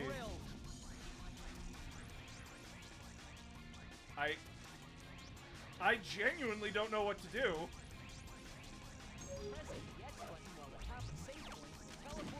Wait, where the fuck is he? Chat, I'm at a loss for words. Where the fuck is this guy? He fell through the map. I don't. I hate this. I hate this so much. I want to play Sonic today. And I'm sitting here like, I can't play Sonic Adventure 2 on PC because Sega did not implement a fucking way for us to turn the volume down. God damn it. I can't beat Shadow the Hedgehog's first fucking level because the alien just disappeared, or I'm being blind as fuck and I don't know where it is. Can someone shoot me? I mean, I can. I'm not very far. I'm a, what, 5-minute walk? You know I have a gun. I have plenty. Not I have an plenty of invitation! firearms in various calibers. You can pick one. Listen, all I'm saying is that, like, if you want to get shot, we can do it. Yeah. We have the technology. We have the technology. Yeah, we're gonna spend the last 30 minutes of this stream talking about fucking Fulgrim. Fuck it. Dude, Oh you're god. only doing no. a 2-hour stream? Yeah, I got nothing else to. I don't know what else to do. I mean, Helldivers. I'd have to change everything. But fair. It's changing everything. Like I have to change like all the stuff around like Twitch and all that.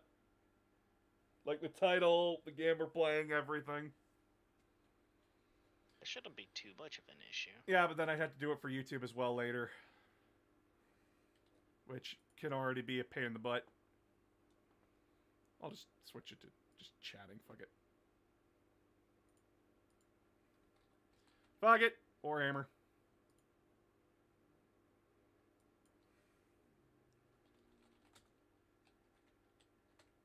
Wow, the Warhammer tag on not very active on Twitch. Wow. Which They, is they Apparently, it's because they split off minis and painting from it. Oh shit, that makes sense. Ah. Warhammer is like specifically Big Daddy just Wheels, thanks for the playing sub. game. Well, guys, you traumatized me with Fulgrim, but my body is ready. All right, so Fulgrim, the book, abridged by Announcer of Games. So we cut to like a year into like it's the 30th millennium now. What's 31st millennium? Year 30,000, so 30000. Horus has become the War Master, and while he's off doing a Horus Rising, you know, that kind of fun thing, Fulgrim has appeared. Fulgrim and his group are taking on an alien species known as the Lair. They're really cool. I want to see them. They're snake people. They're snake alien people. A lot of crystals. A lot of crystals and stuff. A lot of spees. Lot of spees. Not the good spees though. A lot of bad spees. These are not like the fun snake people.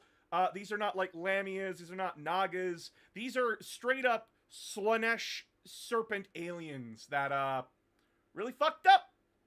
I would never put Spee or any of the other Lamias anywhere near that. So Howard.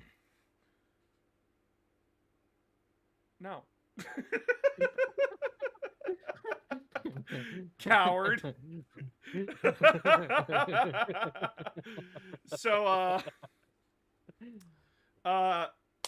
the Emperor's children and their expedition ran into the lair. And first engagement, like, at first the Imperium was just like, yeah, no, they're just an alien species, we'll wipe them out. The first fleet to engage them just disappeared off the map.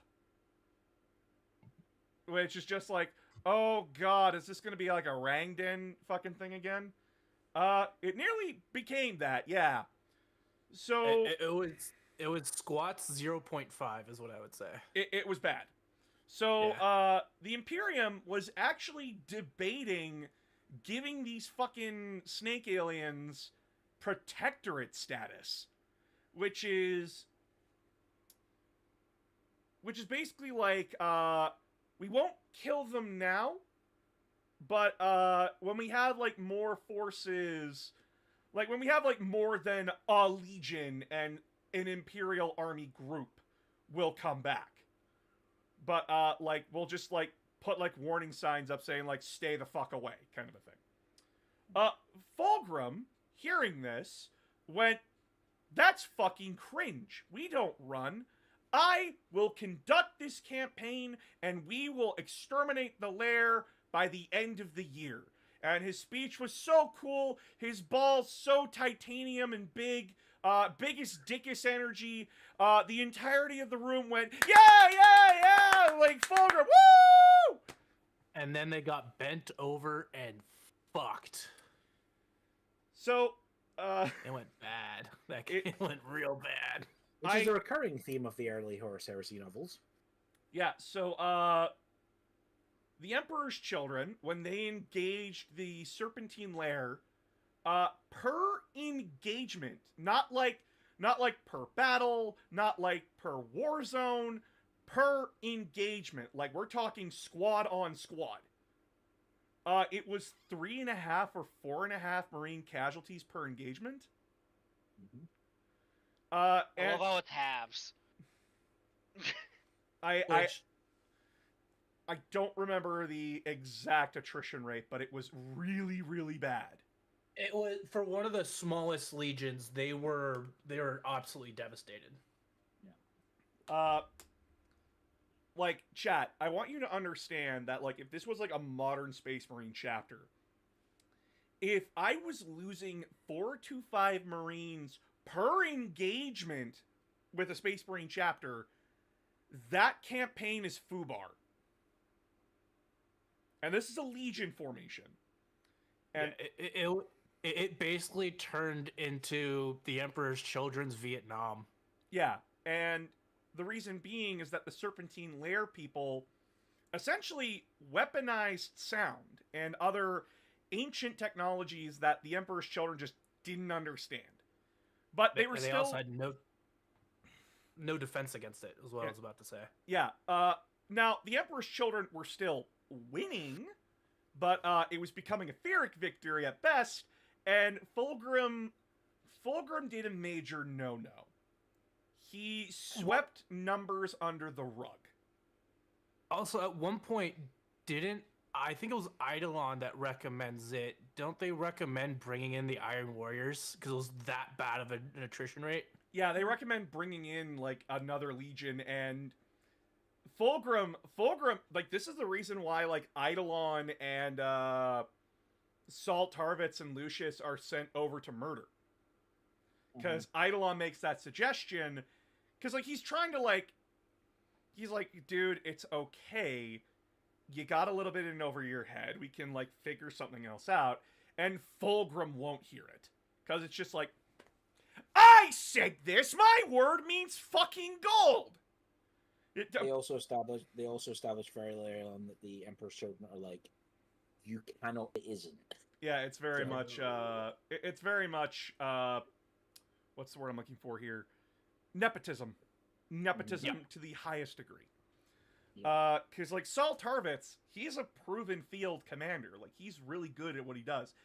By any other Legion standards, Tarvitz would have been, like, a company captain. But he's a line officer. If not a chapter master. Exactly. But in the Emperor's Children, thanks to Eidolon and him being a fucking dickhead, Tarvitz and those like him are relegated down to, yeah, no, you're line officer status. Which also Tarvitz was a Terran too, which was looked down upon in the Emperor's Children Legion. Yeah, it wasn't good. But so they push the lair back to like their home planet. So like final battle goes down, they exterminate the lair, and it's around this time that the Remembrancer Order has been brought in, and the Emperor's Children are one of the very few legions that accept them in. Because I love it. Oh, they like, oh my god, you mean you got like peasants and slaves to like come up to me and basically say I'm the greatest thing ever? Hell yeah! Like that kind of thing. Oh, it's even worse than that. The Emperor's Children specifically selected their remembrancers, and all of them are artists. Yep. Yeah. No poets, no well, some of them are poets, so it's an artist. Right, yeah. No chroniclers, essentially. Just like, yeah. Nah, like sing me my praises. Toss a coin to your Witcher, you know? They've not got any Cindermen, basically. They've not got God, any, I'm going to have that song stuck in my head now for the rest of the weekend. Thank you very much. You're welcome. They've not got any iterators. Yeah, there's no... Like, the point of the Remembrancer Order when in the Horus Heresy, when it's brought up, is that they're the chroniclers of the Great Crusade. They are the ones that are to remember it, to write it down, essentially, so that future generations can learn about it. The Emperor's Children are those assholes where it's just like, cool painting. Stroke my dick. Cool painting. Why is his dick out? And one of these remembrancers he's an architect. He makes statues. And, like, he's very excited to go down to this planet with this girl he has a crush on who's a painter. But Wait, he's really excited seeing alien architecture for the first time. Yeah, because like, he's he like... has a hard-on for it. Oh, yeah, because he's just like, oh my god, like, this might give me ideas on, like, how I can improve my art, kind of a thing. Like, he's being extremely genuine about it. He's, like, the most genuine character in the entire book. It's really weird. He starts off like the most human character in the book and just descends rapidly into madness. Oh, no, he doesn't. He's fine. I thought he did. No, he doesn't. No, he doesn't go down to the planet. Yeah, so, there's this other remembrancer, and she's a musician. And, like, she's a very talented musician. And, like, I'm probably mixing her and him. Yeah, you're mixing them up. Yeah. So she's a bit older in years. She's like a MILF or a GILF or something like that. best way to put it. She's I'd say totally MILF. She's totally not meant to be Madonna. Like, I'm just like, yeah, it's very much like not Madonna, but clearly Madonna. But so she, like, this guy has his eyes on this painter girl, and it's very much like, it's very clear that, like, she reciprocates those feelings, but they're keeping it, like, on the down low. But then this older lady comes up, and she takes a fancy to him, you know? Like, yeah, I really like his arc. I like the way he sculpts, you know? And so I like those abs. I like those abs on that sculpture. She hits on him, and he immediately picks up on this. Like, no joke. This man understands the context of what's going on. This man catches on faster than a high school boy does when a girl's flirting with him. Like, holy shit. This man's like the Flash. And he immediately shoots her down. Like, he's not even rude about it. He's just like, I appreciate the compliments, I appreciate your attention, but my heart belongs to another. Like, he's being very polite. This prima donna bitch screws him out of going to the planet. Which unironically saves him. But for like, a little bit. For a little bit. But this is... like, totally screws him out of it. And, like, he goes down to the embarkation deck so, like, he can board the ship that he's supposed to be on. And the soldier just stands in front of him and goes, "Not you." "Why not me? I have, like, a waiver here." "No, you don't. Fuck off."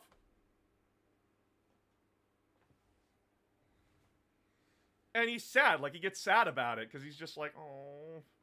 Because he thinks, like, he did something wrong. Like, he doesn't know why. But, on the ship, the painter lady is, like, sitting across from the singer lady, and she's just like, "Oh, it sucks, my friend isn't here. Like, the guy that I like isn't here." And she's just like, "Well, maybe he shouldn't have run his fucking mouth." He doesn't understand the politics. Yeah. At all. And, He's very clueless in that sense. It's very high school. It's very high Yeah. school. It's so high school. It's so weird. But they get down to the planet. The Emperor's children have just, like, finished. They're doing mop-up operations. And, Fulgrim leads this procession into the Larian's, like, head temple. They find a snake orgy. Now, to me, the person that put Snake Monster Girls as S tier #1, to my brain, when you first hear that, is like, oh my god, that sounds amazing. Remember, this is a Slanesh snake orgy. I want nothing to do with that. So, they walk in on this. I kid you not. They're watching this mass thing go on, and all the snake people die. They all die. Yep. They bust that nut, and they all die. Yep. And in the center of no this one temple... questions it for some reason. No one questions it! If I was an Emperor's children in that room, I'd raise my hand and go, "Sir, the fuck?" At least the Sons of Horus, the Luna Wolves, when they saw that chaos shit, they're like, "Huh, what's going on here? I have questions." I see Xavier Jubal turn into a giant dog. I go, was it a sickness? Was it an attack, like a psychic attack? What was that? Emperor's Children, snake orgy. This shit's a regular Tuesday. So, in the center of this temple... I was gonna say, it's also implied that there's, like, weird alien light and also music, so it's kind of implied that they're being hypnotized. Probably. But, and there's some slight references to some Eldar shenanigans going on as well. Yeah. So, oh yeah, Slimish. In the center of this temple is the Larian Blade. It's a perfectly created silver sword. And Fulgrim sees it and goes, "Well, it's a waste to leave it behind." It's like, look at it. It's pretty. It's a great blade. It's made for me. This hole was made for me. I see what you did there. If you wish to see what the Larian blade looks like, look at the new Lucius model that just got previewed, because he's carrying it. Yep. Yeah. So Fulgrim picks up the blade, and everyone leaves. Like, it's just like, snakes are dead. Let's go. We're done. Yeah. We did it. Woo! Mission accomplished. Yeah, like fucking George Bush 2006, mission accomplished. I was about to say, very George Bush 2006. Let's never talk about this again. Because, like, that's what we do. We sweep things under the rug in The Emperor's Children. So, later on... Never talk about our failures. Never learn from them. So later on, we cut to Fabulous Bill, our boy, my new favorite Chaos detachment. And he's experimenting on Larian bodies. Yeah, because apparently even before the fall, he was already deranged. Yeah, like he's... Here's the thing, he's... Right. Let's get to the thing. He's not actually deranged. He's just like... Well, he is kind of deranged. But he's like... he has actually reason to be, because he... There's a logic to it. Yeah, he saw what happens when Yeah. when the Emperor's Children didn't live up to, like, their genetic... Like, when they had, like, the gene flaw. Yeah, he has a curiosity, and it's understandable at this point. You can see where his logic is. Yeah, and he's fascinated with the Larian way of enhancing their warriors. Because it turns out how Larians did things is that you were either a warrior or you were a common person that did a job, like specific things. But, like, then if they needed more warriors, they would just modify their regular people into warriors. So, the parallels to the Space Marines are strong here. Oh, yeah. And he talks to Fulgrim, and he's like, well, like, we saw how dangerous they could be, so, like... I want to take my research even further. I want to go deeper into this rabbit hole. I got that dog in me, you know? Yeah. He basically suggests that, like, hey, maybe the Emperor's work can be improved upon. I wouldn't suggest this if I didn't believe it. But, like, if it turns out I'm wrong, I'm wrong. And I want to say for the audience, at the time, such a thought in the Horus Heresy wasn't as taboo in the Imperium as it is in modern 40k. Yeah, like, they were already doing Marine experimentation. Yeah. But also, like, he's correct, is the thing. Yeah, he's very correct. It's very unusual, and you have to phrase it in very specific ways, but the idea is there, and it's not super taboo / heresy kind of thing. Yeah. Because, like, but the whole thing is, like, if the Emperor's Children were actually... If, like, the Emperor's work was always perfect, why did the Emperor's Children have a gene flaw? Yeah. Like... I think, because if I remember correctly, they're still the smallest legion at this point. They along with the Salamanders and the Raven Guard. Yeah. So they are desperate to improve the compatibility with human genetics to make more Space Marines. Yeah. So Fulgrim, who, mind you, just got through a campaign of 3 to 4 Marines per engagement. Basically went, you know what, Fabius, you do you. I won't talk about it, but report back if you find anything of interest. And then they go off to help the Iron Hands, because the Iron Hands are dealing with a really cool group of it's like the Covenant, essentially. Mm-hmm. I really like this. Yeah. And there are humans with them too, which is even more fascinating. Yeah, it's really cool. So, like, it's like this alien group, this alien hegemony with humans in it, who essentially travel in, like, these bottle ships. And one of the only... Also, I want to mention... I'm sorry for interrupting you. No, you're fine. One of the only times an Iron Warrior's character actually has personality to him. Iron Hands. Iron Hands. I'm sorry. It's and fine. Iron Hands actually has personality to him because I really like the captain. Sorry, when I in point that out section like of the when I book. point out like Black Armored Space Marines and Horus Heresy, do I mean the Iron Hands, the Raven Guard, the Dark Angels? Which one am I talking about? Yeah. Oh, have you not realized that all of the civilizations that they fight and conquer in like the first like 5 or 6 Horus Heresy books are all references to other sci-fi Oh, franchises? I know it is. Like, so it's the Covenant. It's the same way as the Interrex or the Federation. Yeah. The Covenant, if they let humans in. What's the one? There's one in one of the other books that's basically Battlestar Galactica. Oh, Battlestar Galactica fleet. I think that was the Death The Guard book. Cylons. Yeah. No, Death Guard I think was Arachnid. Well, what the fuck was? I don't remember. I'd have to read. I'd have to read Flight of Eisenstein again. But Murder was obviously the Arachnids. Yeah. But like all of the civilizations that they're conquering in the early Horus Heresy books are deliberate inserts by the authors of other science fiction franchises. Very famous. Good shit. Sci-fi. Good shit. But yeah, so the Iron Hands, they've been chasing down this group for like a few years now, and they can't pin them down. Like, if it's an engagement, the Iron Hands win.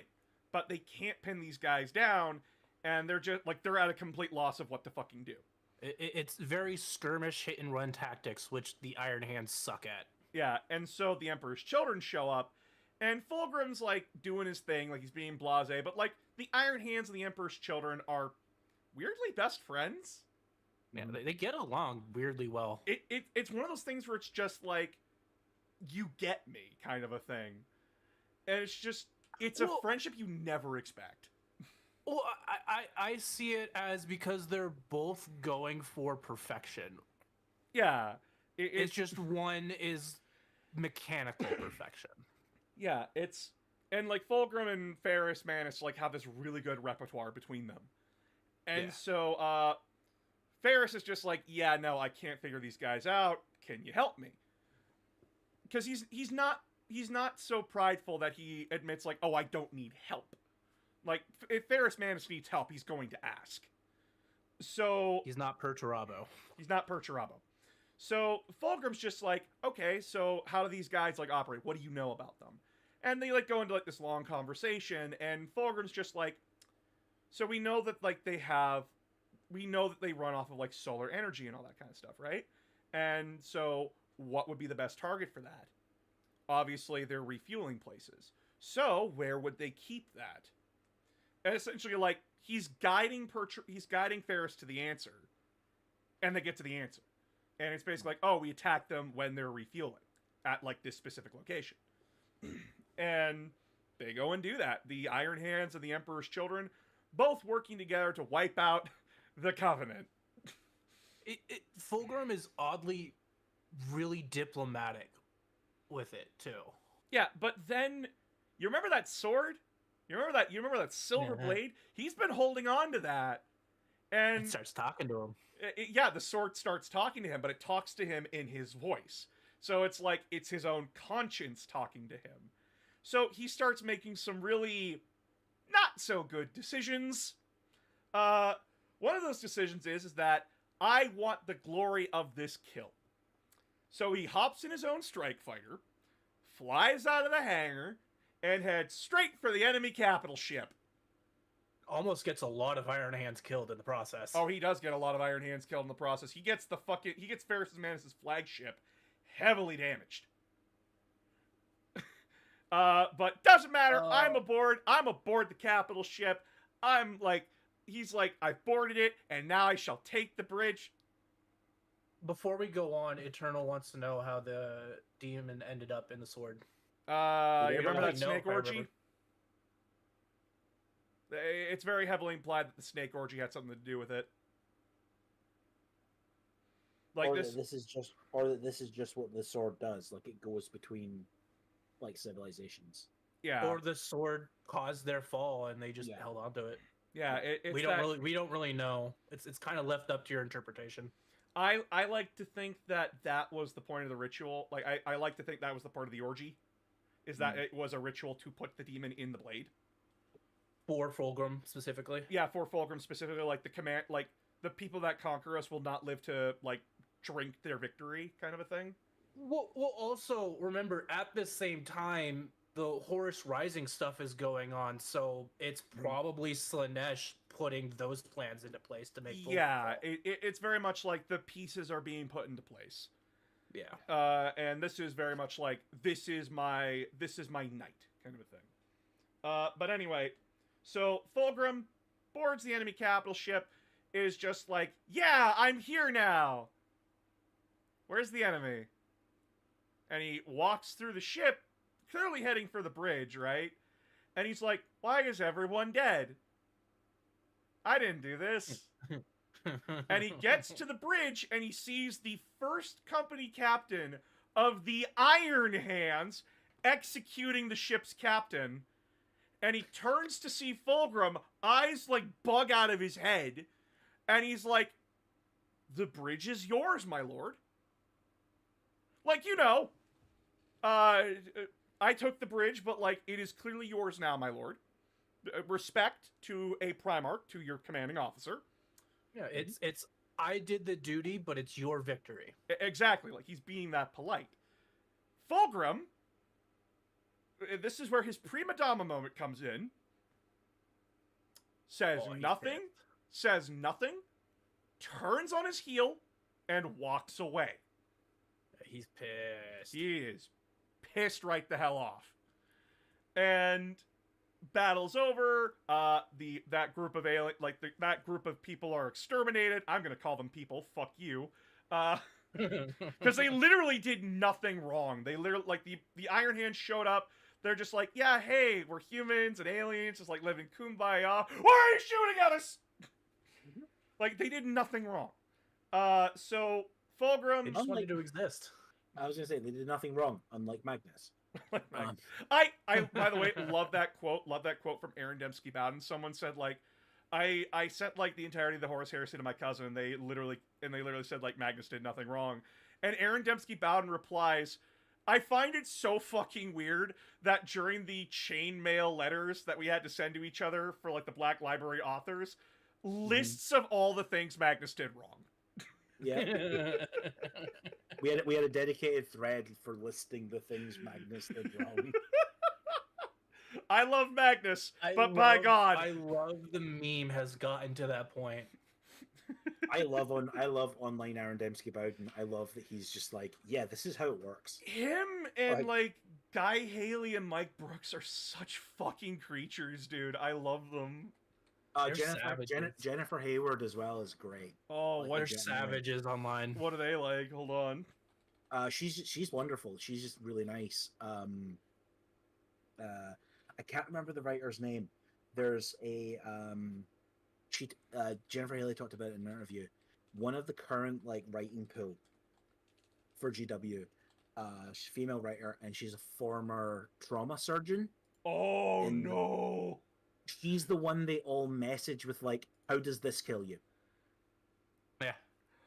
Oh, she's got the dream job. Let's go.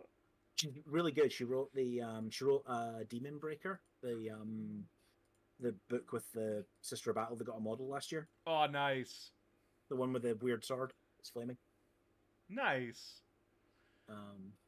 But yeah, so continuing on with the story here. Fulgrim, let's celebrate. Cool. We can put it on the Gork, like I don't remember the name of Ferrus Manus' capital ship. It's called the Iron Hand. Oh, the Iron Hand. Like, we can put it on the Iron Hand kind of thing. It's like, this is the Iron Hand's victory.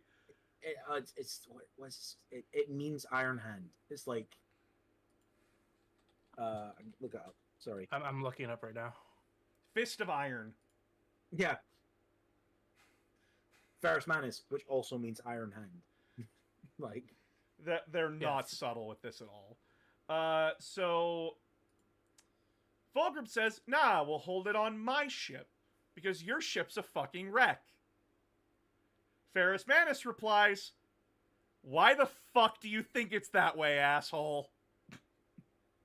Like, completely, like, Ferris Manus is like, yeah, no, like we'll have it on my ship because like it's my people, like kind of like nudging Fulgrim, like that was kind of a stupid thing that you did.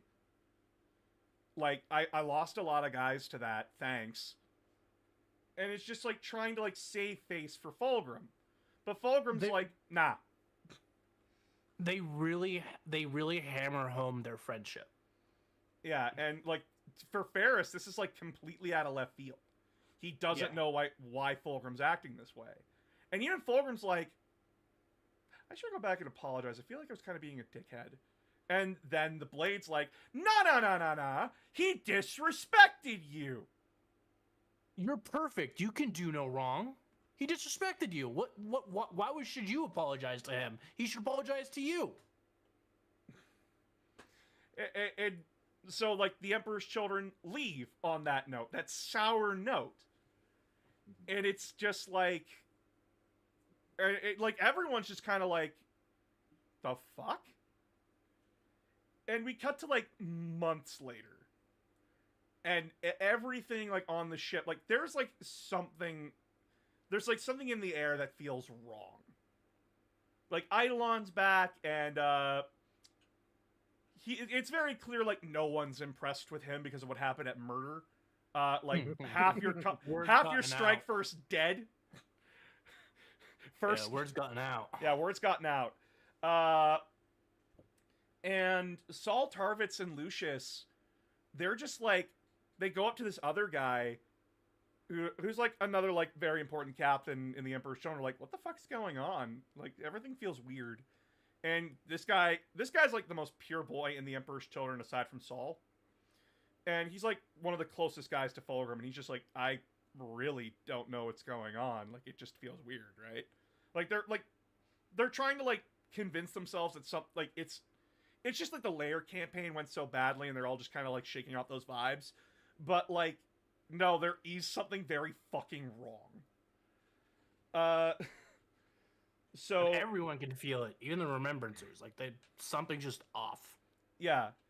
But, so the painter lady, she's really struggling because she's trying to paint, like, this perfect picture of Fulgrim, but she can't get it right. It's, like, she's on, like, her 50th painting, and it's not going well. So, like, sculptor guy comes in, she lashes out at him, and he's just like, I don't know what I did. I'll come back when you feel better. It's his expression, I think, that she just feels she can't get right. Yeah, it's like the expression or something like that, and like his emotion or something like that. It's also like the color red. Like I know it's the color red because like she stabs herself, and she's like, that's it. It clicks. Yeah, it clicks for her like that, and so she like starts luring. She starts using her beauty and everything to lure men and women into her room so she can kill them, and like start painting this thing. It's very clear like she's lost her damn mind. Because her own blood isn't enough. Yeah. Because she's gonna die if she takes any more. Then the singer lady, she's also going cuckoo for Cocoa Puffs. Because she can't get this symphony down. She's trying to figure it out, but she can't. She heard the music inside the temple, and she's like, I can't recreate it. What the fuck? And it's driving her mad. And, like, Fulgrim invites Architect Guy into his private quarters. Like, oh my god, a Primarch has invited me. This is amazing, guys. He gets in there, and Fulgrim has this perfect statue. And he's just like, yeah, I got into Architect. I got into this kind of stuff, and I really like it. So, like, what do you think, Master Architect? And this guy, perfect sweetheart, like golden retriever energy. Gives his honest opinion, which is the wrong move. His honest opinion is that, like, no, there's no emotion. There's no emotion to it. Like, it's perfect, but that's the problem. I think he says like it's like a perfect like combination of like 3 different sculptural styles, but it's like a textbook. Like it's AI generated art. Yeah. The beauty of sculpture is from its imperfections, and this has no imperfections. And for someone like Fulgrim, who defines himself by perfection, that's not something you want to hear. So, this, like, he hears this opinion, and much like the he just remembers that fucking captain, where it's just like, the bridge is yours, my lord. This is the same situation. He drops everything he's doing, turns on his heel, and leaves. And the architect's just standing there like, what did I do wrong? What did I do wrong now?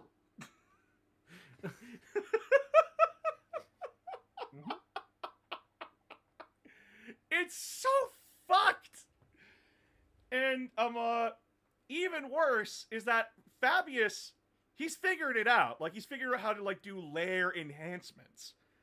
And guess who's the first one to volunteer?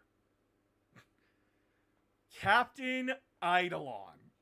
First captain. Because he feels like he needs to do this to redeem himself. The enhancements are like, as well, like, that they've worked out how to bypass the pain receptors of their brain to produce pleasure.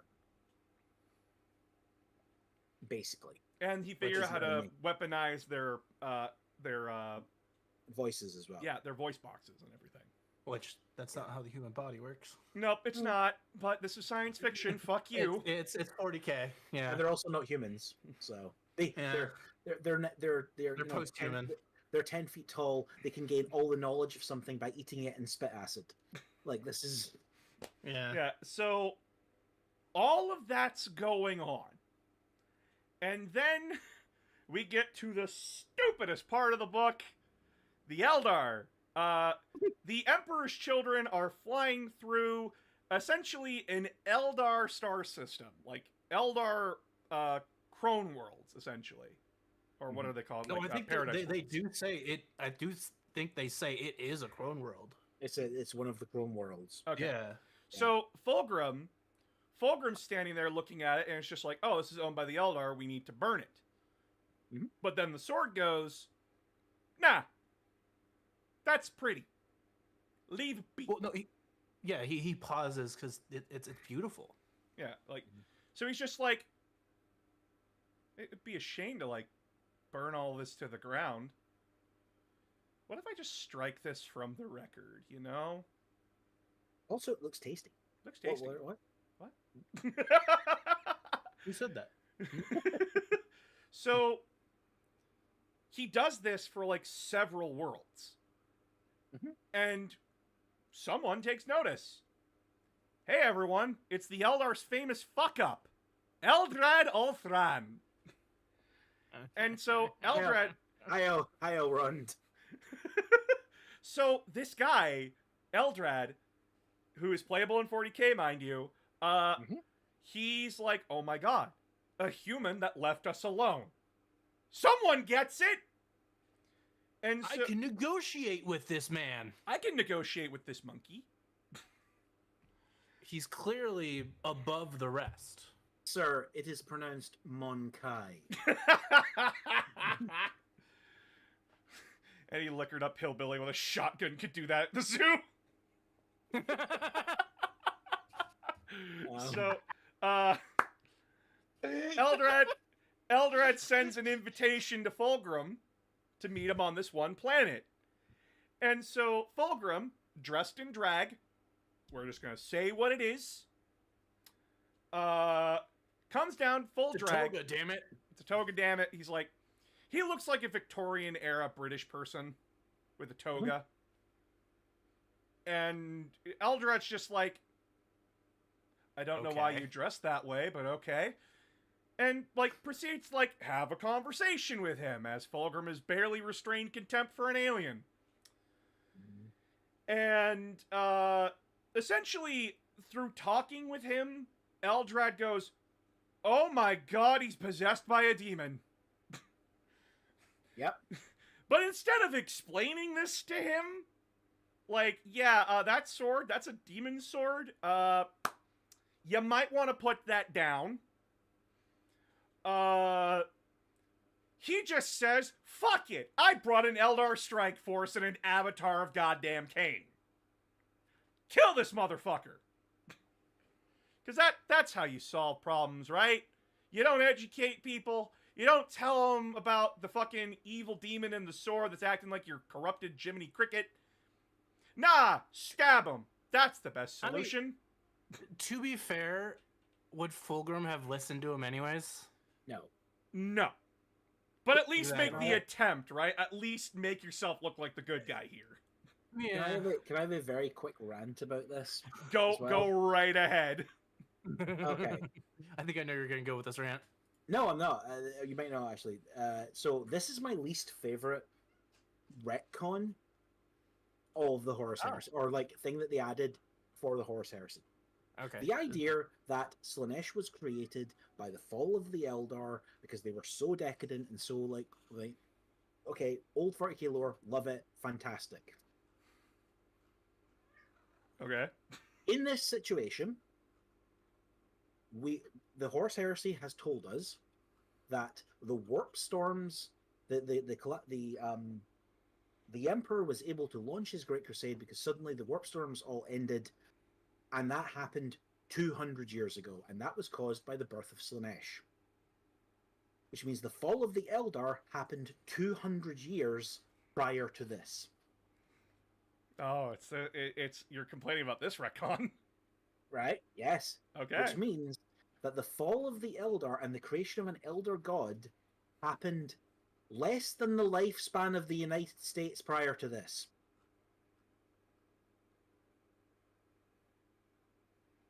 And Eldrad still talks about it like it happened tens of thousands of years ago. Yes, like it's this ancient thing that happened.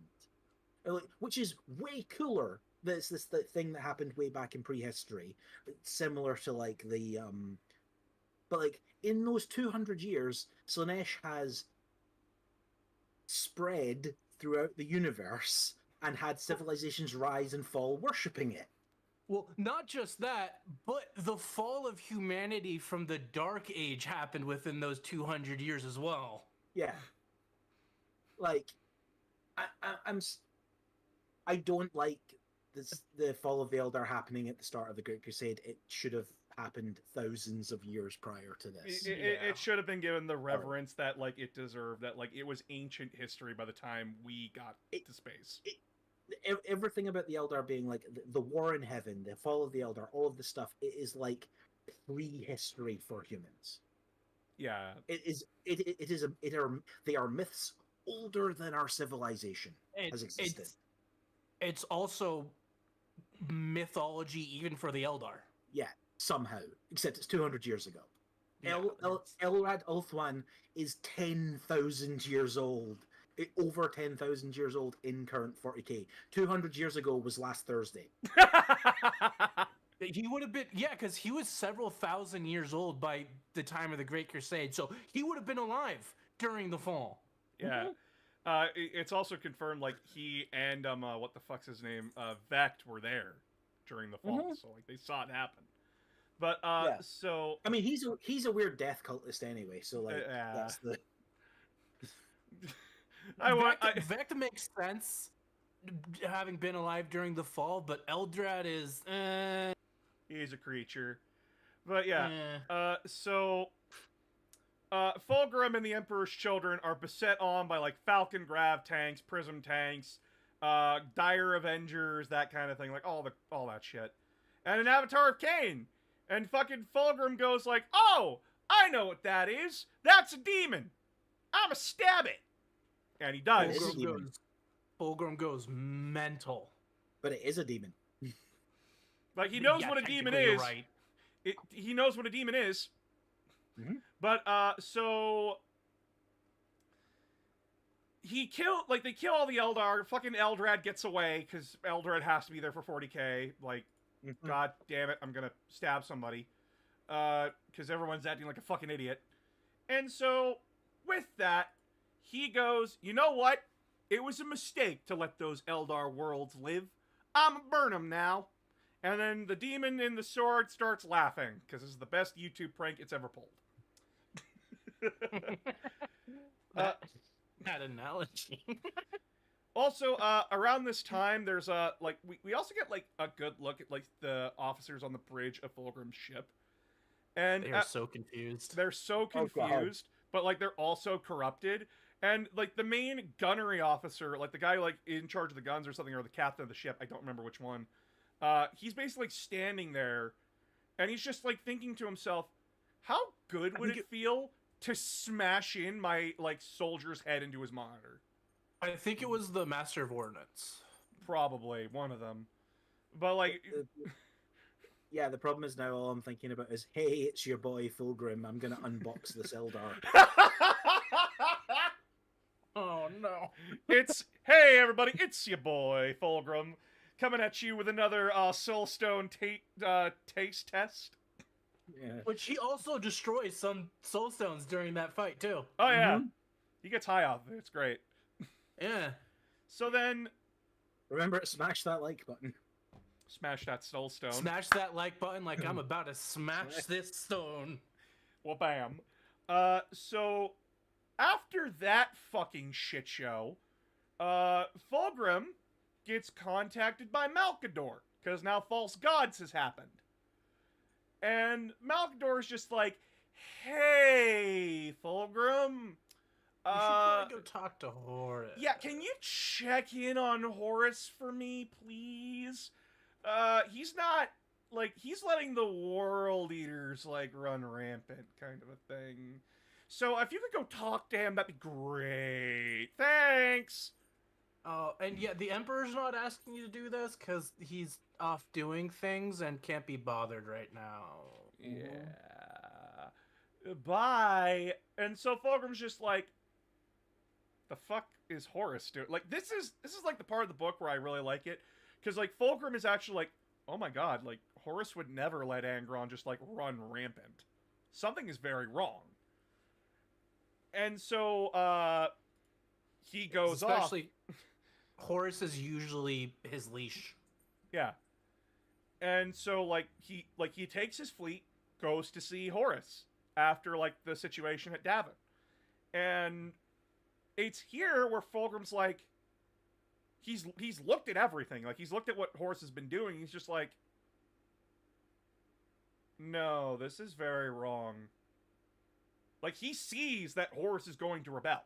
Like, he sees it immediately. He sees the plan. Like, he sees what he looks at it like on a strategic level. He immediately connects the dots. And he's just like, he's standing there on the bridge without the sword, mind you. And it's just like, gunners, prepare to fire. It's probably his first clear moment in a few years. Yeah, and at this point, he's standing on the bridge like he's ready to end the Horus Heresy before it begins. And like he has all the evidence. So like he can just easily explain this away. But then Eidolon comes in with the sword and says, "Your sword, my lord." I didn't... What? Why do you have the sword? You told me to go get it. Well, I don't remember doing that. But since the sword's in his presence, it's like, yeah, you did. Well, I guess I did. The sword, because the demon wants to be used. Mm-hmm. The demon tricked Eidolon into making it bring it to the bridge so it could get back to Fulgrim. Oh god, now I've just got the idea of the layer and sword as a bottom. Oh god. So as soon as Fulgrim touches the sword, he's like, nah, I'll confront Horus directly. Yeah. Worst decision! So he goes aboard the ship. He's received by Horus, and Horus is like acting all chummy with him, and he's like, and like Fulgrim's acting chummy with him until they get to a private room, and it's just like, cut the bullshit, I know what you're doing. Well, also, if I remember correctly, Fulgrim also says, like, hey, I know you're trying to convince me over to your side, and you're giving me a bunch of flattery right now. Keep it coming. I really like it. Yeah, he really likes it. And Horus basically says, like, yeah, like, I have, like, this whole thing going on, and, like, really, how perfect would it be if the Emperor's children agreed with me, you know? Like, very much like playing this up. Yeah. And he's loving it. what's also kind of interesting, and you find out sort of in hindsight, is that Horus. We never find out what Horus's plan was for the Emperor's children, because the Emperor's children don't have any warrior lodges and they don't have any chaplains. So the ways that he was infiltrating the other legions don't work on them, because they picked all the remembrancers. Yeah, and it's even more fucked because it's like they're the wild card to him. Like he didn't know this. And the fact that like Fulgrim came to him on a silver platter was just like a, you know what, we take those. Which also, I want to go on my own like little mini tangent here. That's not how coups work. Usually the last person to join a coup is given the highest rank because they are the key. They are the person that if they don't join, the coup is fucked. And Horus shouldn't have been the leader. If we're going by traditional how coups work, it should have been Fulgrim that should have been the leader of the coup. Yeah, but you can argue that Fulgrim was never meant to be part of it, and then realistically, it was actually Lorgar orchestrating the coup, and Horus is the last one he brings in. Yeah, brings it all together. Yeah. So, essentially, like Horus manages to convince Fulgrim to join the heresy, kind of a thing, because like, oh my god, it's the ultimate poetic irony. It's perfect. Horus is basically just like, yeah, no, like you're perfect, everything. And essentially, they do like the purge of their legions and everything. Like they go through the Istvan atrocity. They cut to the Remembrancer, the architect guy, who's made like this brand new statue of Fulgrim, and Fulgrim comes in, and he's like, "Oh my lord, I am so sorry for offending you." Like that kind of like he's actually genuinely trying to apologize to him, and Fulgrim's like, and Fulgrim's like, "No, no, fuck you." Not like no, he's like polite about it, like he's very calm and polite about it, and he's like, "I thought he destroys the statue." No, he doesn't. He does. Oh no, he kills the guy with the statue. He impales impales him on the spear. Yeah. Because it's been like 4 years since I've read the book. And then he keeps the statue because the statue is perfect. Yep. And Fulgrim hates it because he cannot make that.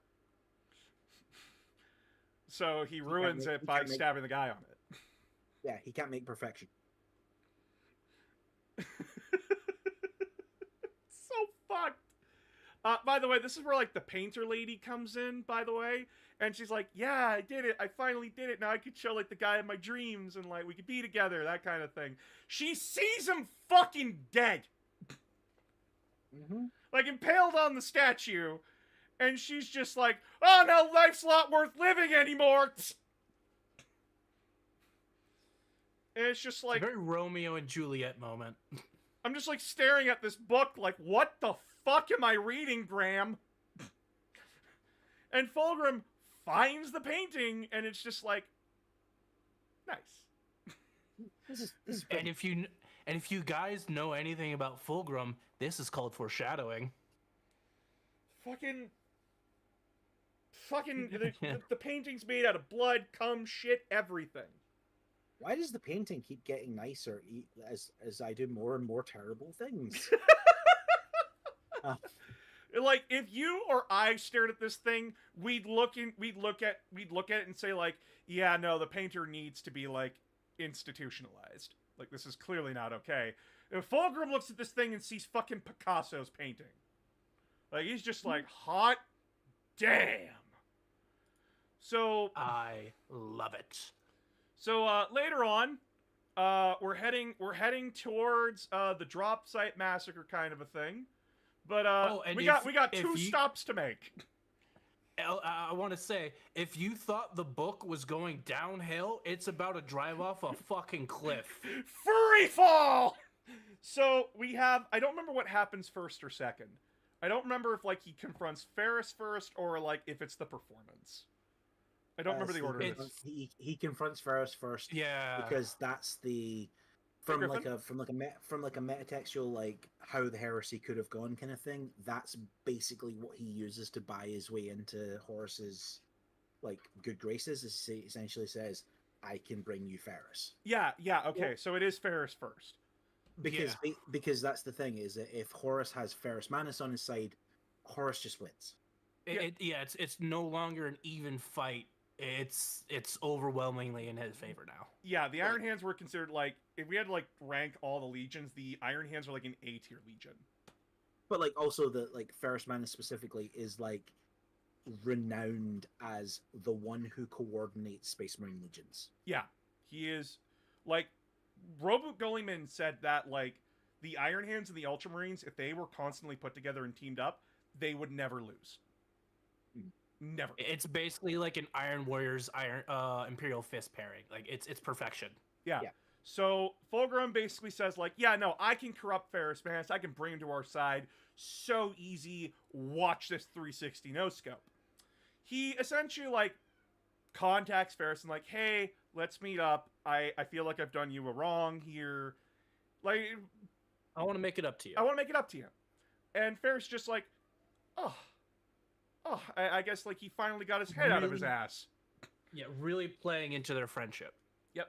So, the Phoenix Guard, along with Fulgrim, board the Iron Fist, and so they go off to like the private retreat where like the Gorgon bodyguard unit and the Phoenix bodyguard unit are like standing side by side, and Fulgrim sits down with Ferris. They're having a laugh. It's just like, hey. So can I like run something by you, just like a hypothetical, you know? And Ferris is like, yeah, like my old friend, like this is great, this is wonderful. I love hypotheticals. This is my jam.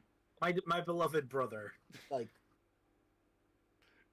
I love how this conversation goes. Fulgrim, my best friend, too.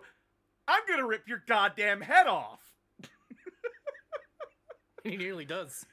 It is like the wildest miscalculation. Fucking die.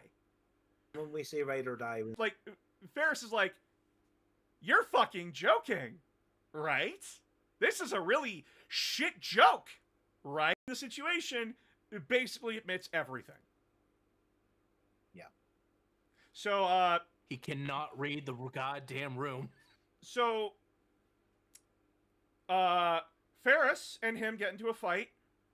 He grabs the fucking sword that he made for Fulgrim. Does he blow it up? Like, does he? I no. Yeah. No, Fulgrim takes the hammer. Are we sure? Yeah, because he has Firebrand. Yeah, because Ferris has Firebrand. Yeah, because remember, he would later. Because remember, later after the massacre, Fulgrim gives it to Perturabo. Right, yeah, okay. Yeah, so somehow Ferris gets knocked out. Fulgrim's just like, the demons tell him like, yeah, kill him, do it, motherfucker! And Fulgrim's just like, he can't. I can't do it. Nope. I'm leaving. Nope, fuck this. I'm out. If it was any of the other Primarchs, I'd do it, but not him. I can't do it to him. Not him. So he exits the room. The Gorgons are like all on their knees with like the Phoenix Guard with like their power pikes, all ready to execute him. He's just like, just do it. I'm out. Just executes the top-ranked, most elite unit in the Iron Hands without a fuck to give. Yep. Like, Iron Hands, like, I get it. I get why they have a complex now. They just can't win. Their most elite unit gets, like, fucking beat off screen. Fulgrim, the skinniest Primarch, just 1v1 soloed their Primarch. Like, I don't think the Emperor's children. I don't think the Emperor's children even took any casualties. No, they didn't. Like, they crippled the fleet and leave. Like, it's. I mean, we do also have to remember that at this point, like, Space Marines have no concept of what it is to fight other Space Marines. Yeah. Yeah. The brutality of the Horus Heresy is not. It's not there yet. Yeah. Ask the Ultramarines like how that goes. Like, I'm sorry, I can't hear it over the screams of Calf. I'm an Ultramarine player. That's fucked up for me. That's fucked. Like, yeah, the Ultramarines like demoted and like shamed the one guy who thought about ways to fight other Space Marines. What do you think the Iron Hands did to anyone that did that? My favorite Ultramarine, by the way, will always be Sergeant or now Captain Thiel. Love him. Which I find it absolutely hilarious because the Iron Warriors theorizing about that kind of thing was a Tuesday for them. Thiel would have been right at home in the Iron Warriors. That's the most depressing thing. Well, they play Warhammer. Yep. Yeah. So, now, like, y'all are just like, oh, that's heartbreaking. Like, the best friendship in 40K is done now. Now this is where, like, we go off the cliff. This is where, what seems to be the officer problem happens. Piss coming out of the truck. So, it is the performance. This is where, like, the birth of the Noise Marines happens. That singer lady, that musician lady, she is ready to put on the greatest show that no one will live to remember. Well, a few people live to remember, but Yep, they don't like, want to. Fulgrim is completely toasted out of his mind. He's like sitting in like his throne. The demon's not even hiding anymore. It's like out of the sword, like just kind of like wisping around him. All of his high command is there, which for the Remembrancers has never happened before, so they're all super excited for it. Like, it's completely like everyone's toasted out of their fucking minds. Yeah. And so the performance begins, and to any sane person, it would just be the most annoying screeching, like every sound that would drive you nuts in a negative way. That is what's being played. It's like giving a 4-year-old a recorder. Yeah. But to everyone, it's like the most stoned out, amazing thing they've heard in their lives. And then the Space Marines can't comprehend that. They can't process that emotion. It's not quite that one, but like we'll get to that. So, the performance is so fucked. Like they're like they're using humans as instruments. The performance is so fucked that they open a warp portal. They open a portal to Slaanesh's realm, and Daemonettes come on out. And no one questions it. No one questions it. It is like everyone's like cannibalizing each other at this point. There's like people having sex in the fucking aisles. Space Marines are just murdering people. Have you ever seen the end of the film Perfume? It's that. Yeah, it's that. But like cranked up to an uncomfortable 100. Yeah. So eventually like the orchestra gets killed. And the Marines are just like, no! No! The music must play! Make it play! Blah! But it's also this thing of like, as Tikon was saying, like, there's this like sexual and desire and like all these kind of like energies like floating around, and the Space Marines can't process that. So the only way they can process sensation is by turning it into violence. And they found apparently the orchestra had sonic weaponry. Or they can make they can turn the instruments into weapons. Weaponry. Yeah. Yeah, so like they just start going ham on the fucking audience. And heads start popping. Maximum dubstep. Maximum dubstep. And that's the birth of the Noise Marines. If you've ever seen it's an older video from Dawn of War 2 where the Noise Marine shows up and dubstep starts playing. It's that. It's just that. Either that or it's just like Sandstone, like for like 4 hours. Sandstorm for like 4 hours. You know what's even more fucked, chat? I believe it was in 8th edition where the Emperor's Children got like a whole bunch of relics that you could take for like a command point. One of them was like a fragment of the recording of that performance. I fucking hate that. It is so out of nowhere fucked. Mm-hmm. I genuinely do not understand. Like, guys, gals, non-binary pals, this is the fucking scene from the book that, like, they decided to draw. Just an Emperor's Children guy going, ah! Like, look at that. That man is happy. So, later on, we cut to Istvan 5. We get, like, the very funny scene of an Emperor's Children Marine and a Son of Horus Marine digging a trench. The Emperor's Children Marine stops and goes, why aren't the Iron Warriors doing this? We get that. The funny fucking thing scene. is, the Iron Warriors are there too.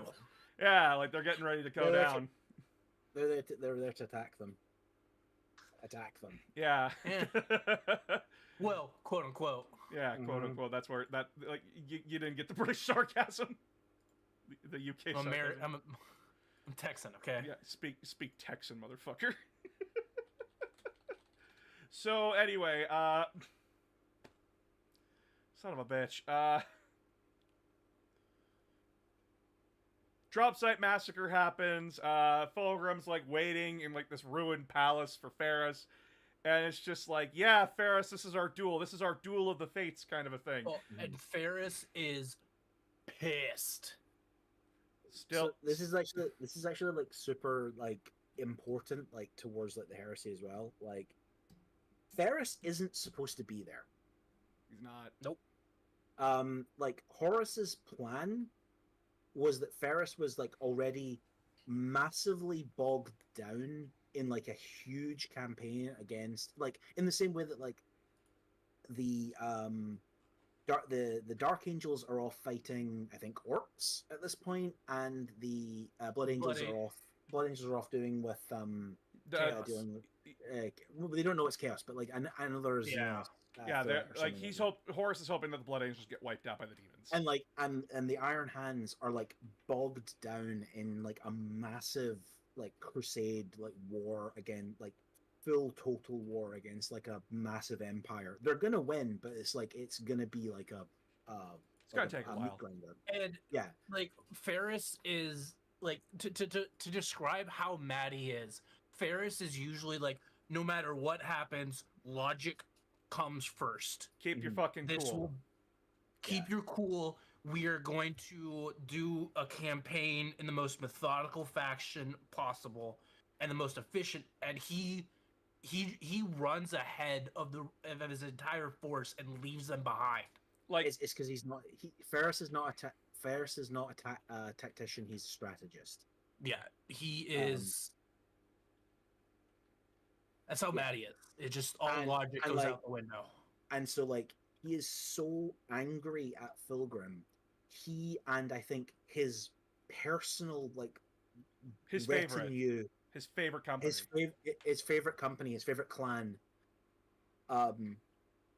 He's like got like less than a dozen ships of like his normal like fleet, which is like hundreds of like massive warships and like assets and stuff, and he's come to Istvan 3 like because this was meant to be, because he's not meant to be there and Dorn is meant to be there, and isn't.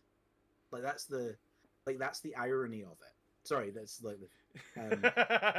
like yeah, it's like, completely like Horus is just like the two other puzzle pieces are here. Why the fuck are you here?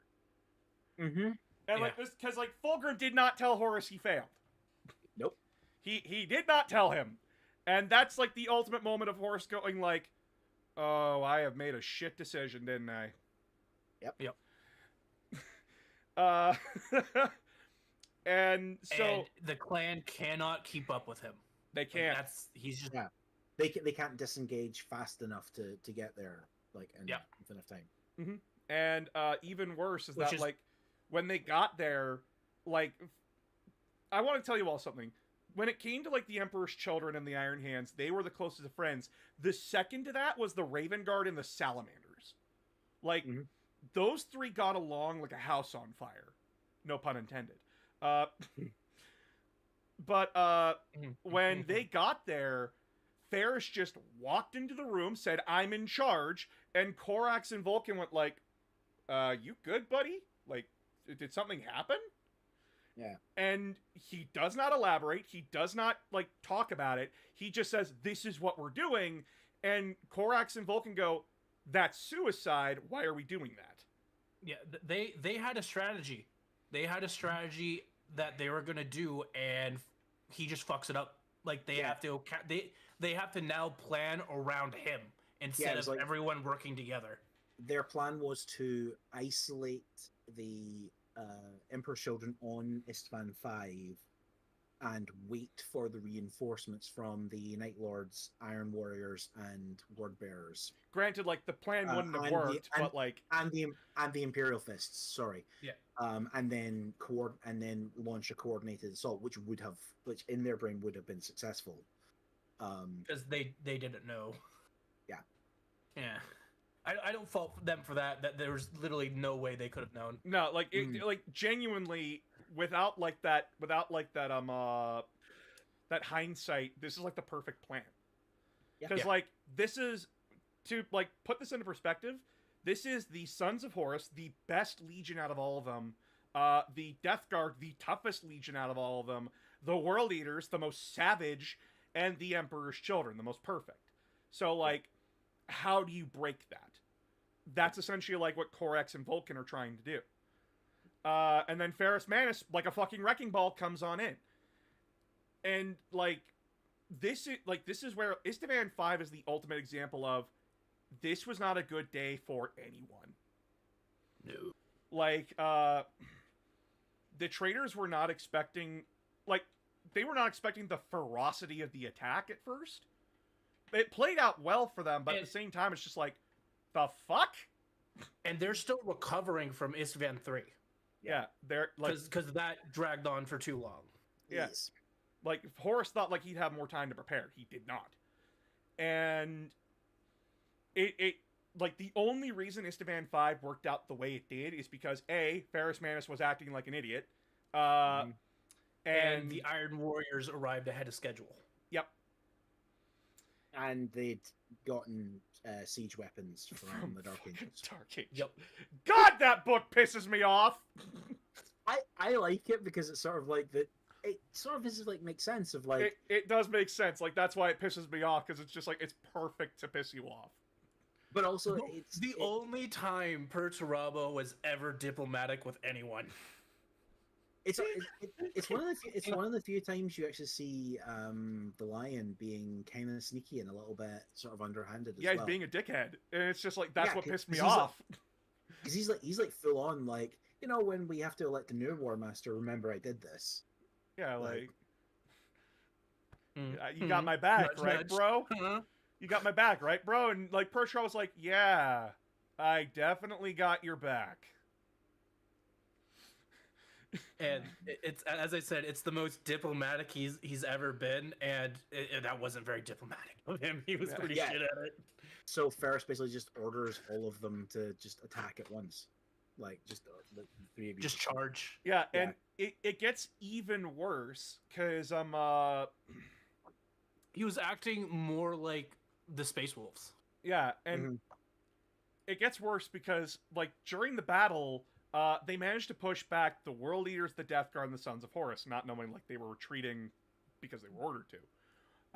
But it's a trap. But like, Korax is like, no, they're leading us into a kill box. We need to pull back. Yeah. Because like, he's aware of this kind of thing. Like, he understands like feints. And then Vulcan's like, Vulcan's basically like, we can't because Ferris is charging. Yeah, but like, if we pull back, we leave him open. Yeah, but like, eventually like, logic does win through because it's just like, dude, we do not have the manpower for this. We need to pull back. So they pull back. Iron Warriors are going in. Sorry, guys, you're on your own. Like, we're not dying for you. Iron Hands. Yeah, like, sorry, Iron Hands, you're on your own. We're not dying for you. Yeah, Iron Warriors at this point are entrenching like they usually do. Yep. So like, the drop site massacre happens, and what's worse is that Fulgrim chose this spot specifically so that way Ferrus Manus could see what was happening. Mhm. So like, And so everyone could see him. Yeah, everyone could see him. Yep. So like, not only is he watching his favorite company get fucking surrounded and murdered, like in that scene in Battle of the Bastards, but unlike that scene, there's no horseman to come save them. Yeah, they are getting ripped apart. And I think at one point it cuts to one of the Iron Warriors, and they're begging Iron Fulgrim Hands. to help. Yeah, sorry. The iron, so much iron. God damn it! There's so much iron. One of the Iron Hands is begging his Primarch to come back to help them, to save them. Yeah, and Ferris could give less of a fuck. He's single-minded right now. And Fulgrim beautifully disarms Ferris, like straight up cuts off his iron hands. And Ferris falls to his knees because he's just like, oh god, I fucked up. And there's nothing like it. This is like the moment in the movie where like the drums are beating, the ha ha ha ha ha ha, like that kind of thing is going on, and then he straight up beheads Ferris. It's Revenge of the Sith when Anakin and Obi-Wan are fighting. Yeah. Except he does he do it, or does he let the demon do it? I think in the moment, like, the demon takes him and he cuts his head off. Is it not that he says, I can't do it, and the demon's like, well, I will, and then he trades places with the demon? He has a moment of weakness, which the demon uses to, like, okay, hey, your mental walls are finally low enough, I can take over. Because the implication is that by the end of the book, Fulgrim is trapped. Fulgrim's soul is trapped in the sword. And I remember what happens now. I remember specifically what happens. Like, he does kill Ferris of his own accord, because he gets lost in the sauce. He gets lost in the sauce. Yeah. And then after he kills Ferris, the demon's like, yep, time to pull back that veil. So, like, look at what you've done. Imagine you've been edging yourself for hours, like days, weeks, months, and then finally you bust that nut, and now you have post-nut clarity. That is essentially what happened to Fulgrim. So he is standing there with his brother's head in his hand, stares out to what he did, and he's like, it destroys him. Has his own Anakin Skywalker moment of, what have I done? It just destroys him. Yep, and so he falls to his knees, and the demon's like, hey, I see you suffering there, so, I can take that suffering away. I can take the pain away. And Fulgrim takes the deal. He's like, I don't want none of this anymore. Demon possesses him, puts him in the painting. And like that, and like, so after the battle's over, after like the loyalists have been wiped out, all the all the Chaos Legions come together. They're just like, yeah, we did it. There's like a few complications, but we could solve that later. And Horus is just standing there looking at Fulgrim like, you're not something Fulgrim. Off about you. Yeah, like something's off about you. No, the demon full on says to him, like, I'm in your brother now. Oh, right, yeah, he does say that. Fuck, you're right. Straight up like, yeah, no, I've taken over your brother's body. It's perfect, by the way. Like, look at this. Woo! He's in a painting now. He's doing, like, the Bill Cipher thing with Dipper's body. Pain is hilarious! Yeah. Your brother's soul is in a painting now. Yeah, it's just like, God damn it. If I remember correctly, it's the painting that what's-her-name painted. Yeah, it's the fucked up one. Yeah. And, like, when you look... Like, the painting's now complete. It looks perfect now. Because his soul got put into it. Except Fulgrim. He's moving around in there. Yeah, and he's, like... When you look at it, it looks like the picture of a perfect warrior in his greatest victory. But then, if you actually, like, squint your eyes and look close enough, you can see that the warrior is in absolute horror about what's going on. Because... the picture is depicting Fulgrim seeing what happened on Istavan. So, like, ooh, like, ultimate irony. And also, up to this point, what happened to Horus is kind of a secret, and no one knows a Primarch can die yet. Yeah. Everyone thinks they're immortal. Yeah, so like Horus is just like, wait, you killed Ferris? What? like he's just completely taken off guard. And then like Ferris manages to skull is gifted to him, and through this point he will forever do the fucking to be or not to be. That is the question with Ferris's skull. Oh no, he has it gilded and like jewels put in its eyes and shit. Yeah, Horus, you're the ultimate liberator of humanity, the ultimate savior. Please, put that skull away.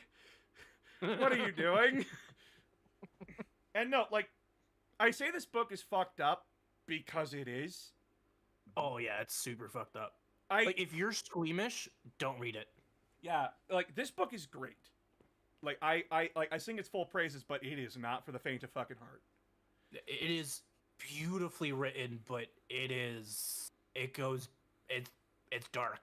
Graham McNeil is very the dark. Junji Ito of fucking the UK. Also, ironically, this is the point at which Horus loses the war. Yep.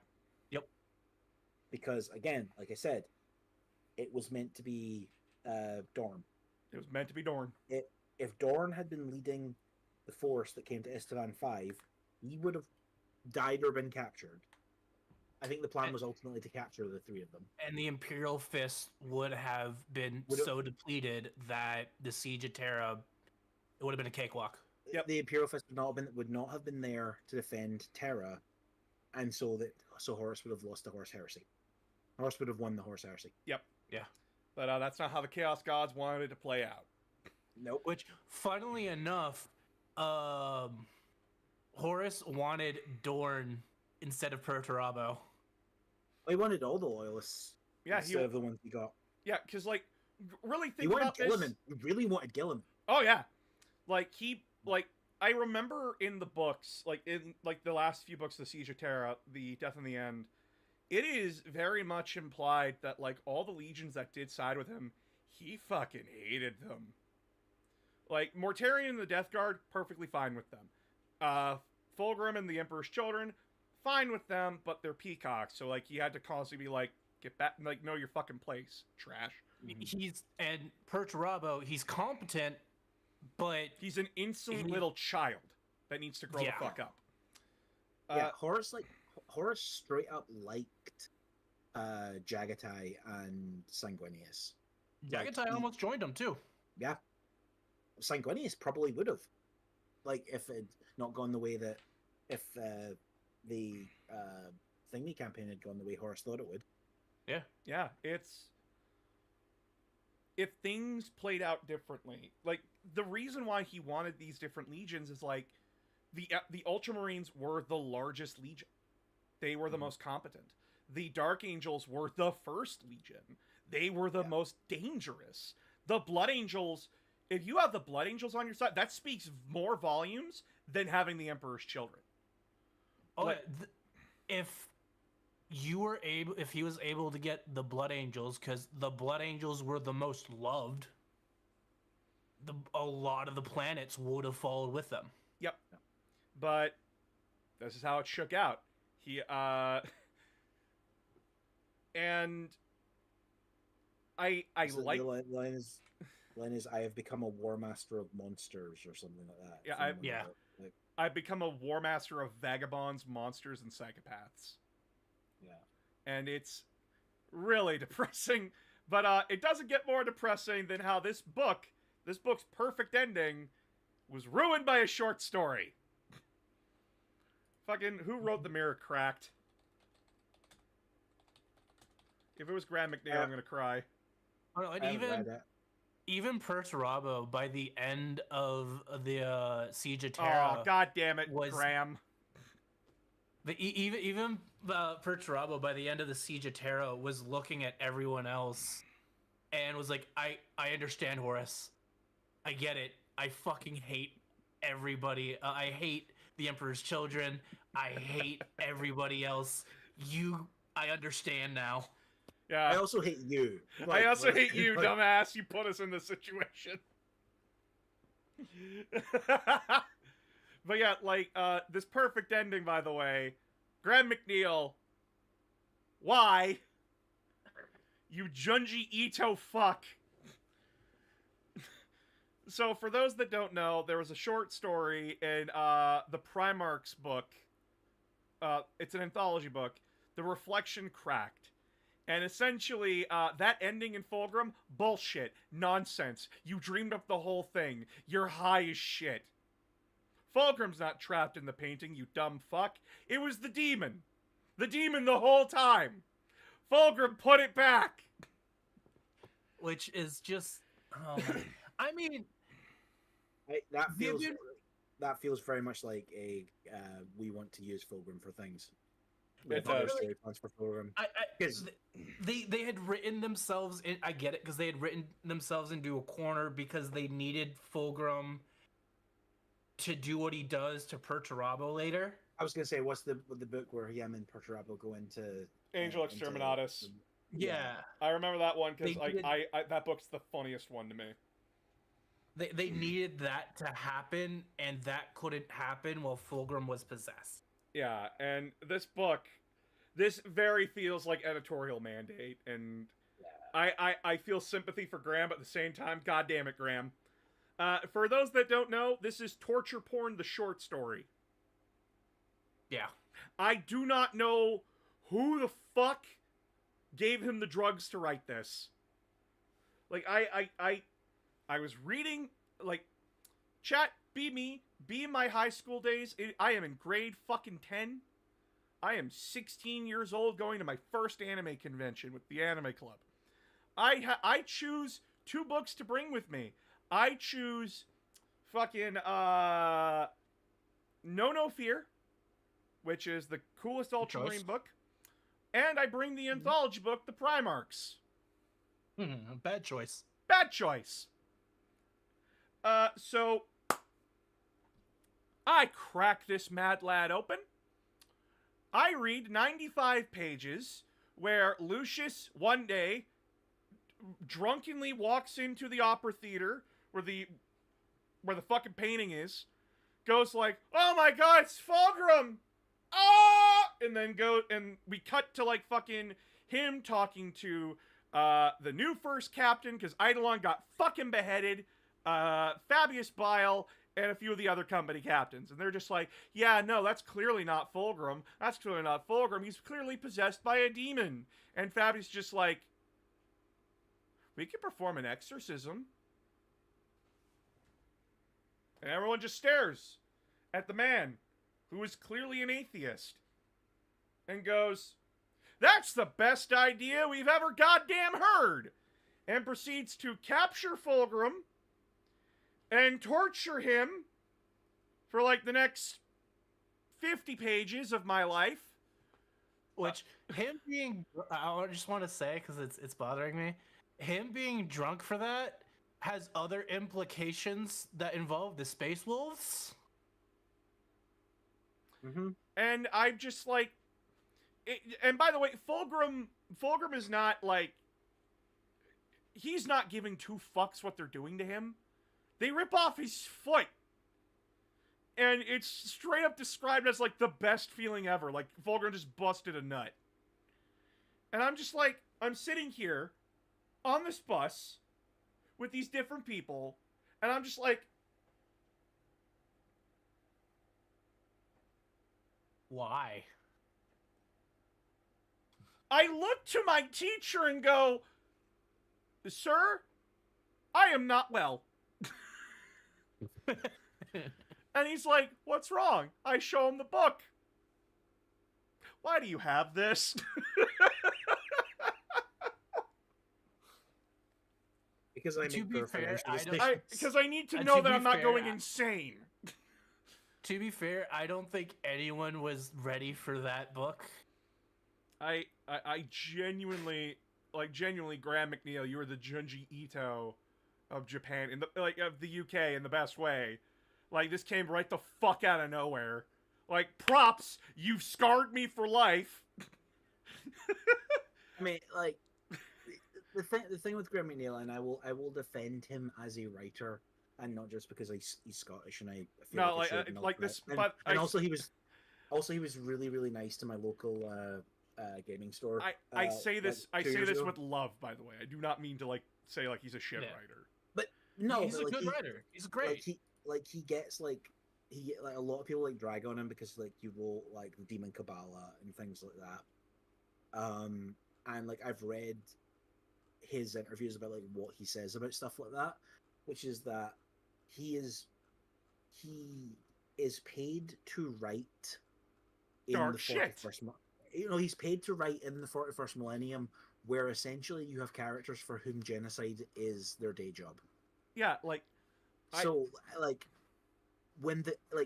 whenever he does something that is whenever he depicts something in his books which is absolutely terrible and absolutely fucked up, it's always the villain doing it. And like I sort of I sort of get the concept of like even things like the Demon Cabal, which I'm not going to elaborate on, but like how do you create something that a space marine is going to look at and is going to genuinely be horrified by, not angered at, horrified by? yeah, because like That even other Chaos Marines are like, this is wrong. yeah, like guys, this is like Graham is really good at driving home the point. Like when you need someone to go to those dark realms in 40K, you look to Graham McNeil, because Graham will look you dead in the eye and say, "Who's the bad guy? Oh, they're doing that. Got it." Mm-hmm. He Well, will not also, blink. like what we were talking about earlier with Perturabo, I feel like GW realized that they were in a corner with that, and they needed to write a way out of it.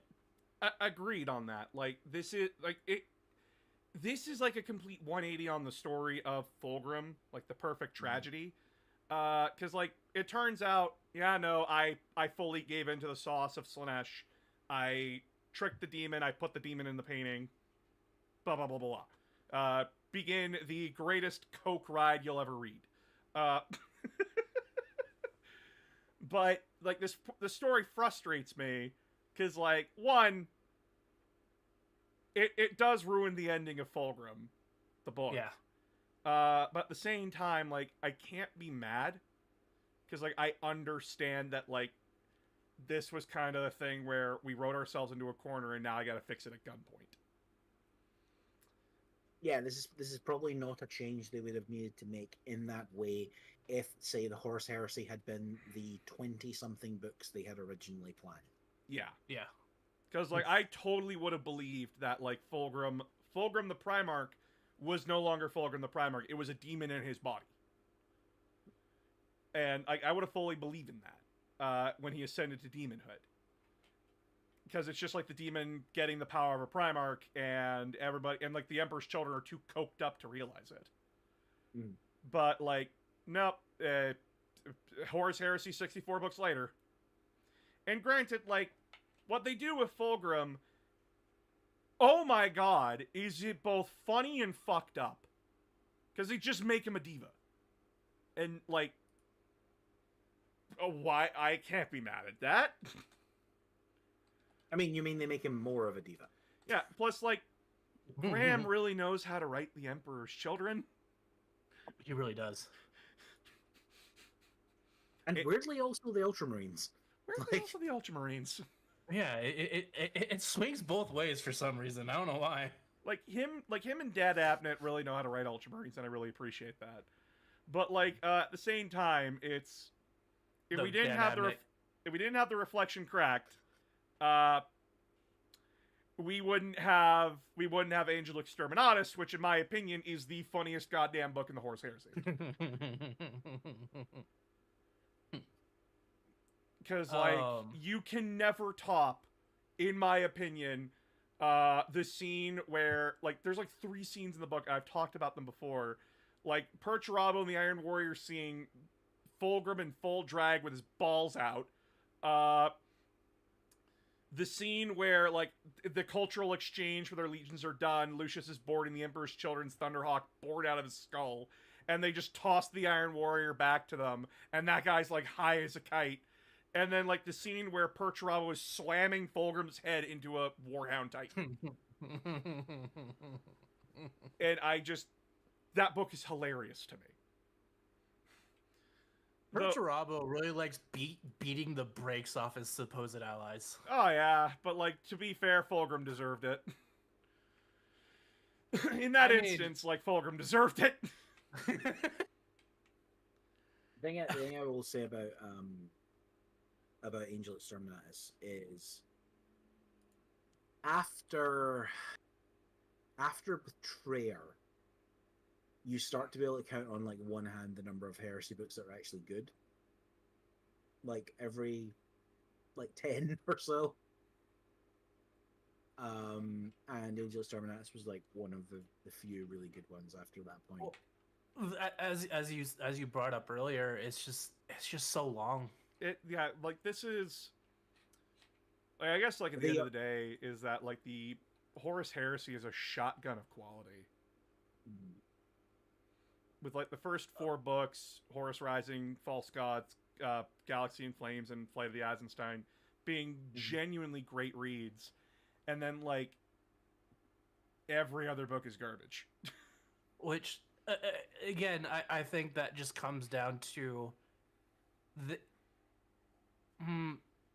the pacing on which they needed the books to release is just it was too fast. And like a lot of the books had the potential to be great. They just needed to cook a little bit more. Yeah. Like some of the short stories I wish were actually full books, and some of the full books I wish were actually short stories. There's one short story where they straight up, like, there was an episode in Star Wars, The Clone Wars, where Bail Organa and Jar Jar Binks go to a planet because they want to help Ryloth. So, like, they're trying to negotiate, like, hey, can we use this as, like, a midpoint station? And then the Separatists show up going, like, yeah, no, if you do that... We want it. No, it's more complicated than that, because they point out, like, yeah, by the way, Ryloth is currently under attack by the Separatists. So if you help the Republic, you have chosen a side. You're no longer neutral. You're no longer neutral. And they have that in one of the short stories for Horus Heresy, where it's, I think, an Imperial Fist and another Marine go to this planet to, like, try and bring them to their side. Like, try to, like, you know, you're loyal to the Imperium, wink, wink, nudge, nudge. But, I think it was a Forge world. Yeah, it was a Forge world. And a son of Horus diplomat goes there, and they're not allowed to fight each other. Like, they're straight up like, you allowed a traitor here? And the Mechanicus Adept's like, he's allowed to speak his piece. Like, he's allowed... Yeah. We're hearing you out. Why can't we hear them out? And they have to play nice. And, like, the book ends with, like, the Iron Warriors blowing the planet up anyway, so fuck. It was all for nothing. All for nothing. But I'm like, why couldn't we have more of that? Yeah. But then we get, like, Damnation of Pythos. Which is, like, you got Jurassic Park in my 30K. When I had Jurassic Park in my 40K. What the fuck? Or apparently, James Swallow is apparently not capable of writing the Blood Angels as anything other than the 40K Blood Angels. Yep. Yeah. Or, like, I wanted more books like Flight of the Eisenstein, where it focuses on, we're fighting our brothers. Like, what is going on? Yeah. Like, I actually disagree with you. I think Flight of the Eisenstein could have been a short story. Oh, yeah. It's... Yeah. I see both of your sides on that one, because I read Flight of the Eisenstein, and I'm like, Garo is just older and more boring Loken. Yes. And that sucks. Yes. But like, you get what I'm trying to say. Oh, like, no, I totally get it.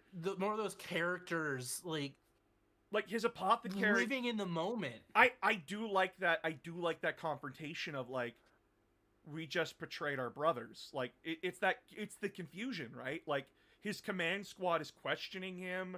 Like, the Marines on board are questioning him. And it's like, some are like, no, because, like, it's very clear that, like, our other the other part of the Legion just, like, murdered our friends.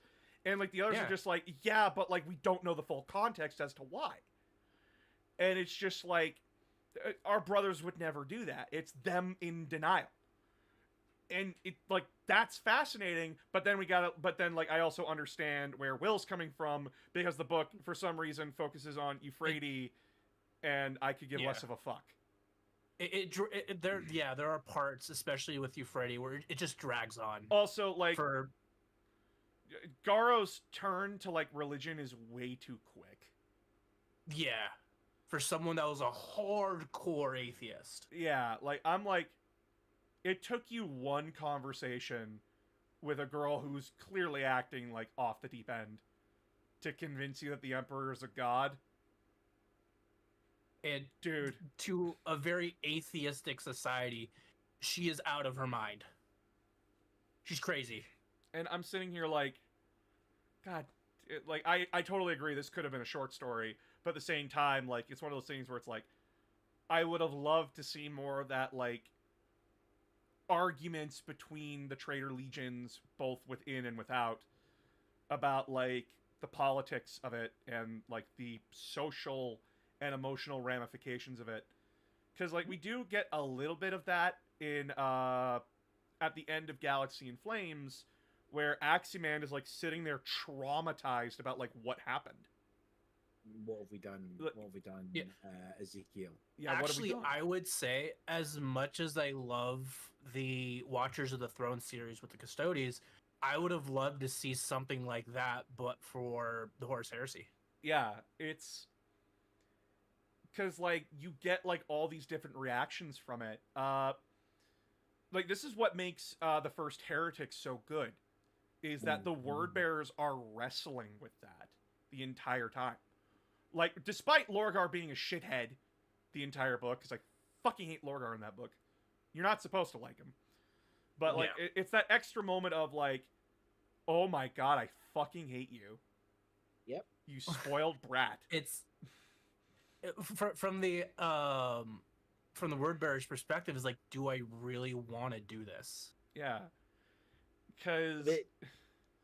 The other part of it is, like, again, from, like, you look at it from, like, a meta perspective, and you read that book, and I've never seen ADB talk about this, but, like, the thing of the burning of Monarchia as like, a moment, and it's like, the Emperor is coming down and he is punishing the Word Bearers because they are spreading religion, or they are creating these worlds that have religion. And I'm looking at it, and you read, like, the context of everything else, and it's like, but he doesn't have a problem with that when it's Mechanicus. Yeah. Well, because he needs the Mechanicus. Well, that's the thing. He's not punishing Lorgar because he's spreading religion. He's punishing Lorgar because he's taking too much time. Yeah. And he's doing it with the one that he thinks he should use as an example. Ironically, I posit as a theory, if Lorgar was making planets compliant at a rate faster than Guilliman, Guilliman would be told to make them religious. Yeah, that's... Because it's more effective. He has the two, like, orator society developing Primarchs, and they're almost in competition with each other, and then he has one of them punish the other. Yeah, it's one of those really weird things, right? Like, you read like No No Fear, and you get, like, the Ultramarines perspective on Monarchia, and you read First Heretic, you get the Word Bearers perspective, and you're just like, clearly both sides don't want to do this. No. Like, it's brutal, and it's horrific. Because, like, you read First Heretic, so you're primed to hate the Ultramarines going into No No Fear, and then you start reading No No Fear, and you see the Ultramarines are bending over fucking backwards for them. Like, to unreasonable lengths to our rational brain. Because it's just like, why are you doing that? That makes, like, no sense. And it's just like, because Gulliman's like, we just burnt, like, the crown jewel. Yeah. So, like, we need to, like, make up for that. And you're just like, you can tell that there's, like, a group of Black Library authors, and it's like Abnett and McNeil and I would put Guy Haley in this thing as well. Maybe less so, but like, and ADB is another one, writing like the Horus Heresy stuff, and you can tell they are trying to say the Emperor is wrong. Yeah, and I get the feeling that like, for whatever reason, that's not coming across sometimes. It comes across way better in Master of Mankind. Mm-hmm. It's that book where they clearly just fucking, at this point, they're stamping it on your forehead. The Emperor is wrong. Yeah, he's been wrong the entire time. Yeah, he is a truly great man, but great men are also fucking stupid. Mm-hmm. Just a shit person. Yeah, he's shit. He did an amazing thing, like uniting humanity and nearly conquering the galaxy.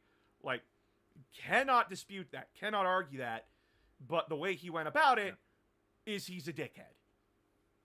Yeah, the way he he has went a about it- vision. He has a vision, and it's a great vision. It's amazing, but you're just a shit human being.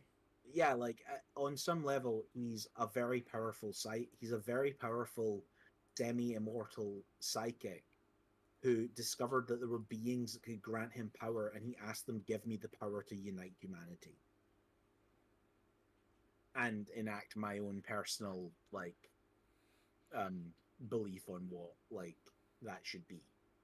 Yeah, and how many people could you say would be able to do that for the benefit of humanity?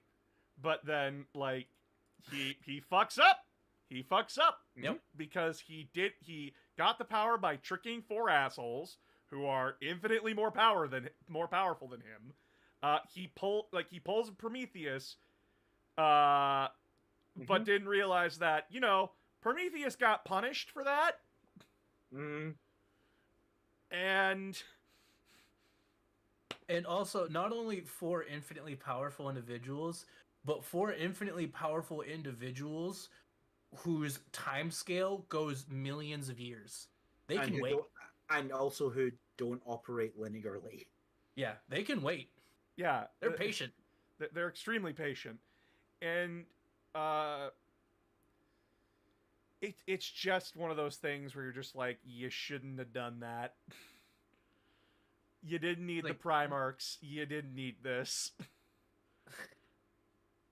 The dream, you had the power to do it already, and you reached too far into the cookie jar. It's why I love you it wanted it to go faster. Well, it's why I love it when it's like certain people in there and they're like, "Oh, the Emperor could have done this." And it's like the Emperor, right? The Emperor basically never succeeds on his own, ever. Like, at the end of the day, he's still human with mostly human flaws. Guys, I want to point something out to you. The Emperor did not make the Space Marines. He couldn't figure it out. No. Astarta did that. Yeah. A woman, by the way. He had to go to Luna. He had to go to the moon and get their expertise. Yeah. He probably didn't build the Custodes. He probably not. Like by himself. He probably found some Dark Age tech and used that.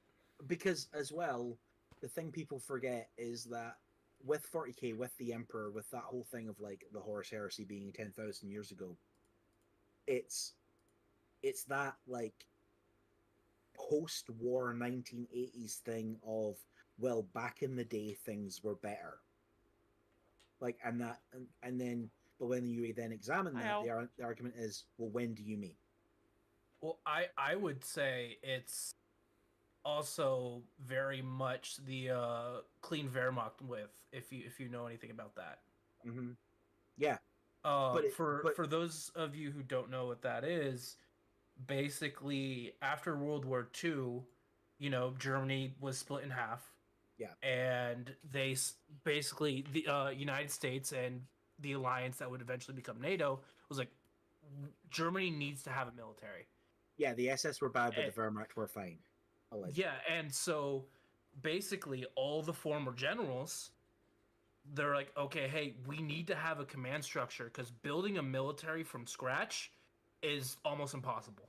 Yeah. It's almost impossible to do. So they're like, okay, what can we do to have this military? So they said, okay, great, we're gonna hire all the former high command from the German Nazi party, and we're also the ones who retire because a lot of them were very old at that point.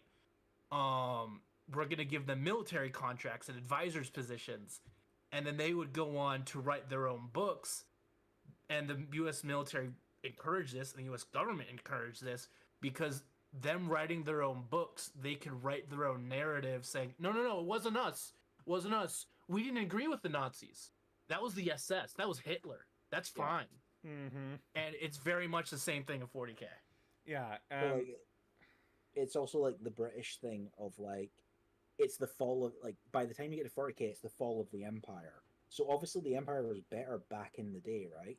Like, it was, turns out, like, the Imperium has never been, like, actually functional. Yeah, this Never. is, this is why I want people to read Horus Rising, because Horus Rising is that wake-up call, like, to a lot of people that get into Warhammer, because, like, when you get into Warhammer, you see, like, the glory of the Imperium of Man, the angels I was of that guy. Yeah, we all were when you first came Yeah. to Warhammer. But then you read Horus Rising, and you they have to hit you with the baseball bat, Yeah. like with the baseball bat of veil- context.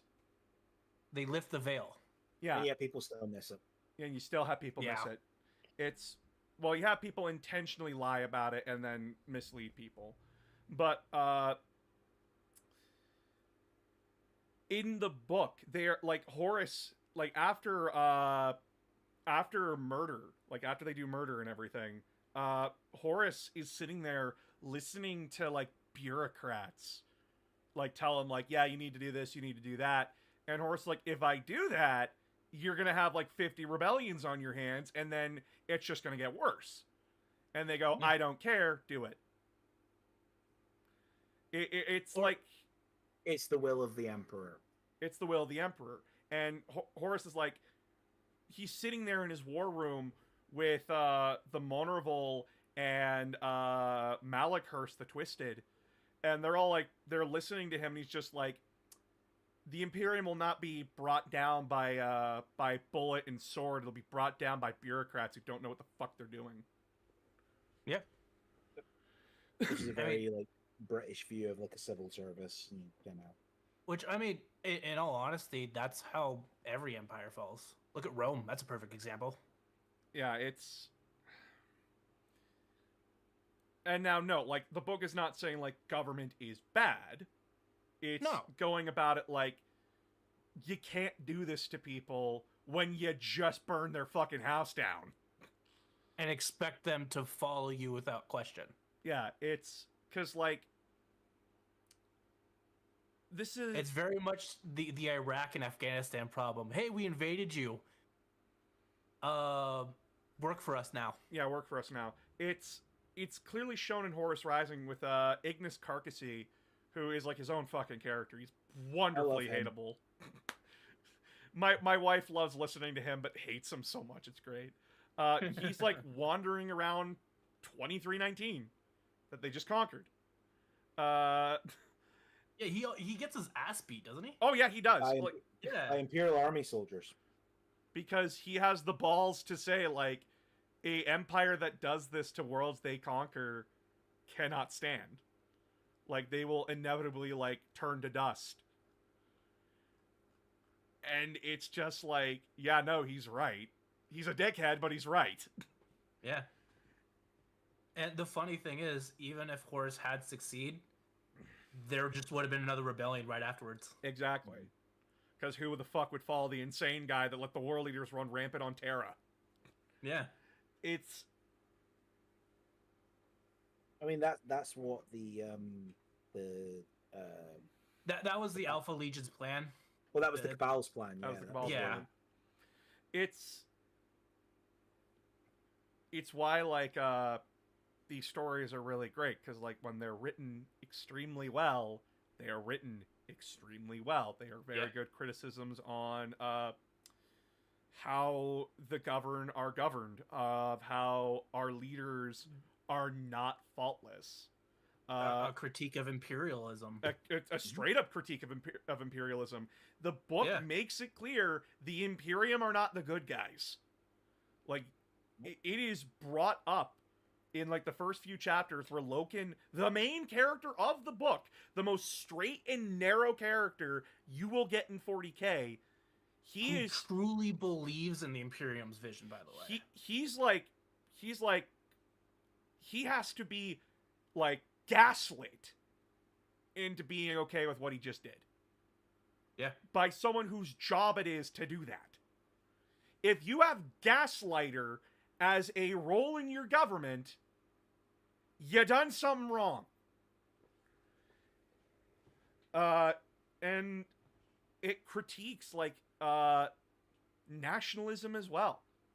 Like these ideas that like, oh, our empire is perfect, the way we do things is right because we know we're right. Oh my god, it's like making fun of Americans and British. And if you question us, you're wrong based off the fact that I'm right. Yeah, exactly. And the book literally opens with them essentially destroying 40K. Yeah. Literally. Yeah, they hammer you over the head with that. It's really great to read. And Dan Abnett does a really good job at it. And then you go into like deeper and deeper topics with it, and you realize like, oh my god, this is like the best argument for like not doing what we're doing now. And how do we get here from like talking about like Fulgrim and snake orgies? We just kept talking. We're Honestly, talking about themes. Yeah. Because the big thing as well is what Sonic game were you playing? We were trying to play Sonic Adventure 2. I just saw that pop up. We were playing Sonic Adventure 2, and the game was too loud. I can't fix the volume without a mod, and I need to find a mod to do that. And then I tried playing Shadow the Hedgehog. I couldn't find the last alien. I literally restarted the map like twice. I wanted to die. So we just started talking about like Fulgrim the book, and now we're here. Because, you know, that was announced. The Fulgrim, the Emperor's Children model line, so we figured that was on topic. That was on topic. Yeah. And the people who say 40K isn't political at all is just... Right. There's a thing about that. It's actually, which is like, it is a more nuanced statement than before, because the one thing that is slightly problematic about 40K from a fiction perspective is one of the reasons it has so many contradictions and so many like little bits that make like great clickbait fucking YouTube videos of like, oh my god, this is like the darkest or most whatever blah part of lore, is the editorial design for the world has changed clearly at some point. Yeah. Like in 3rd edition through to about 5th edition, it was all being run by Alan Merritt, who was the head of the IP, and he had this goal. Like originally, it was a satire of 1980s punk culture and Britain. Then in 2nd edition, it got cleaned up, and it was just much more fantasy. It was just much more fantasy in space. And then, but there were still the those elements of. Yeah. And then Alan Merritt was like, "Now we're going to take this like it's going to be serious sci-fi."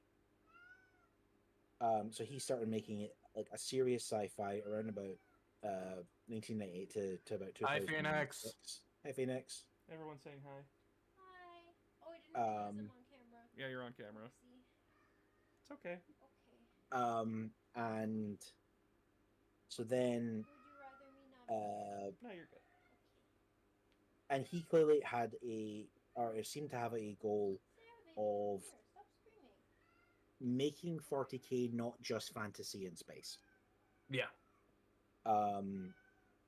And like, there's a lot of things that like, obviously set in line with that. There's the there's a thing that John Blanche has alluded to, that like at the time there was the idea that this is probably not longer the case, so this is no longer lore, but like that the Emperor is in fact actually dead, and that it's just like his psychic essence being held inside the Golden Throne anymore. Like the point at which he died was like the around about the age of apostasy, because that's like why Thor Vandire started having like visions and stuff like that, because this sudden psychic essence went out into the universe. That's why there were suddenly warp storms, because the Emperor had died, like the body had died, and like there's a whole bunch of like things about there's like a Custodes at one point talking to like a technician, and the technician says, "Yes, life sign 0." Yeah, or something like that. But like, I don't know if any of that is still canon. It's probably I can't find It's it probably anywhere. not. Like Right? welcome to my job of deep diving into like everything that I can find and like anything that I can scrape together that isn't like just asking old beards like, do you still have X book? But like, but then specifically you get to the Horus Heresy, which is my point, which was like, so Dan Abnett wrote Horus Rising when Alan Merritt was the head of IP. He wrote The End and the Death nearly 20 years later. So the company's goals for what the IP was and what the story was allowed to be is completely different. Like, they introduced Primaris Marines into 40k and then explained them in Horus Heresy a couple of years later. Literally a year later. Yeah. And and by the way, did the video on that one. I could not tell you what was supposed to come first. It feels like Wolfsbane was supposed to come first, but something happened. Mm-hmm. And since NDAs exist, we probably won't know till I'm 50. Which sucks! But like, so like, it's this thing of like when people say, oh, that like the lore says this or the lore says that, the lore changes all the time. 40k is a universe of soft retcons. I guarantee it, in 10 years the tone's gonna change again. Yeah, like hell, Arn Dembski came out and literally put out a Twitter thread which said Lorgar and Perturabo aren't demon princes. Yeah, like he was making the argument, and I'm sitting here like, the fuck? Yeah. And then I realized, like, wait a second. Fulgrim is like described as like ascended in Horus Heresy, where Lorgar is described as transfigured. Mm-hmm. And I'm like, you sons of bitches. Yeah. And I again, this series makes no sense.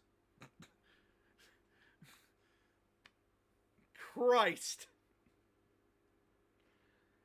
It has great messaging, like great themes and all this kind of stuff.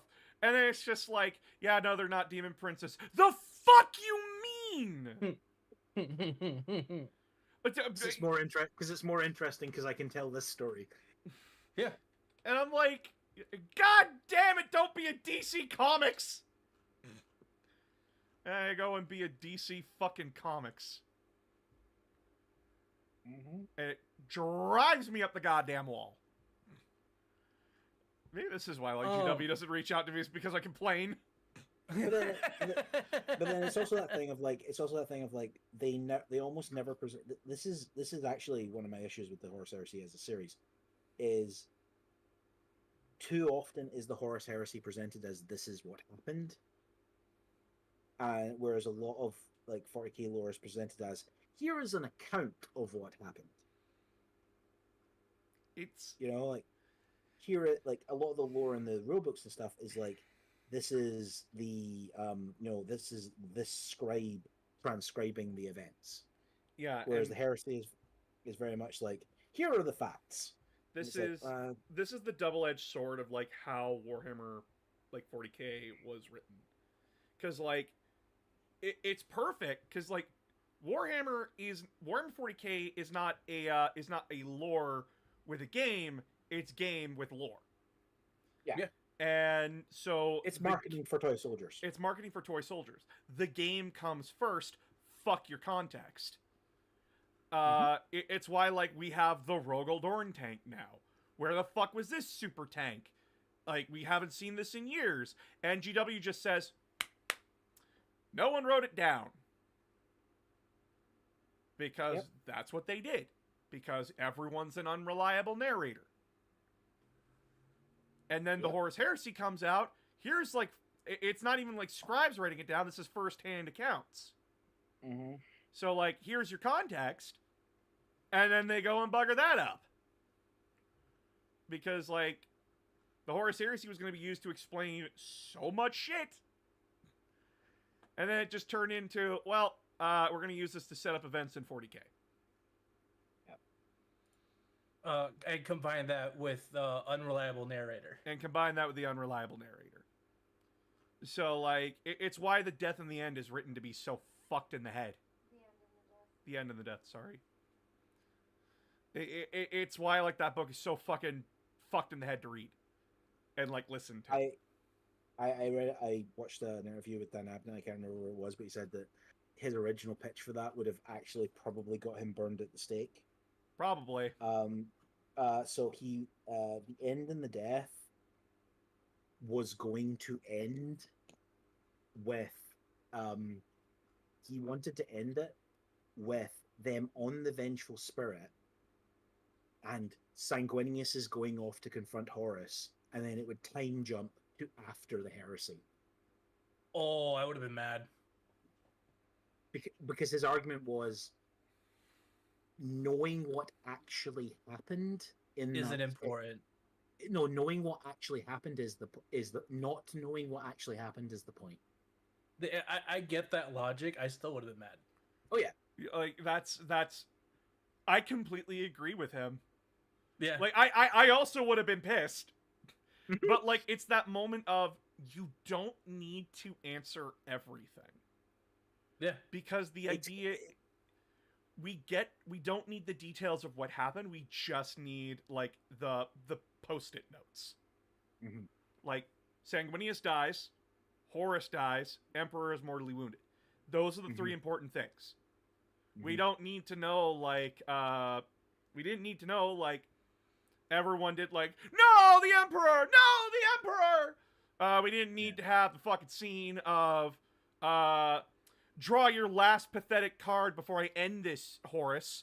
The Chaos Gods Dex has no pathetic cards, Dad, but it does contain the unstoppable Despoiler! Ah! It's not possible! And then boom.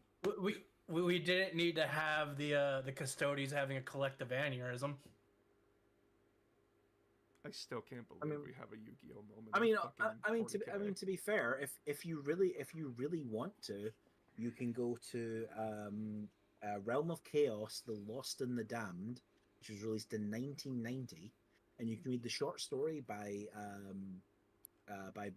Bill King, noted GW writer of a lot of Space Wolf books fame, which is the final battle between Horus and the Emperor. It was written in 1990. It's what that Adrian Smith art is from, the original one. Yep. It's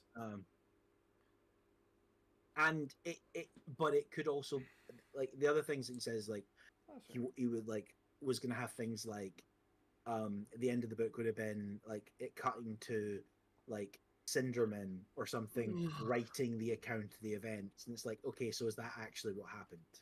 Yeah. Yeah, and it's like, which would have made a lot of sense, because, like, Cinderman by this point, cover your ears. Cinderman by this point is, like, full on, like, Emperor pilled, because, like, we see him in fucking War of the Beast. I mean, by that point, I think it's not like kind of hard not to be. Yeah, it's kind of not hard. It's kind of hard not to be, but yeah, like, Cinderman is, like, completely. You can't trust his word because he might have embellished it. Yeah. And, like, genuinely, I think that would have been a perfect ending, because that would have just, like, capsized at, like, 40K, all the writers are unreliable. And then like the entire heresy that you've just read about, all of it might be a lie.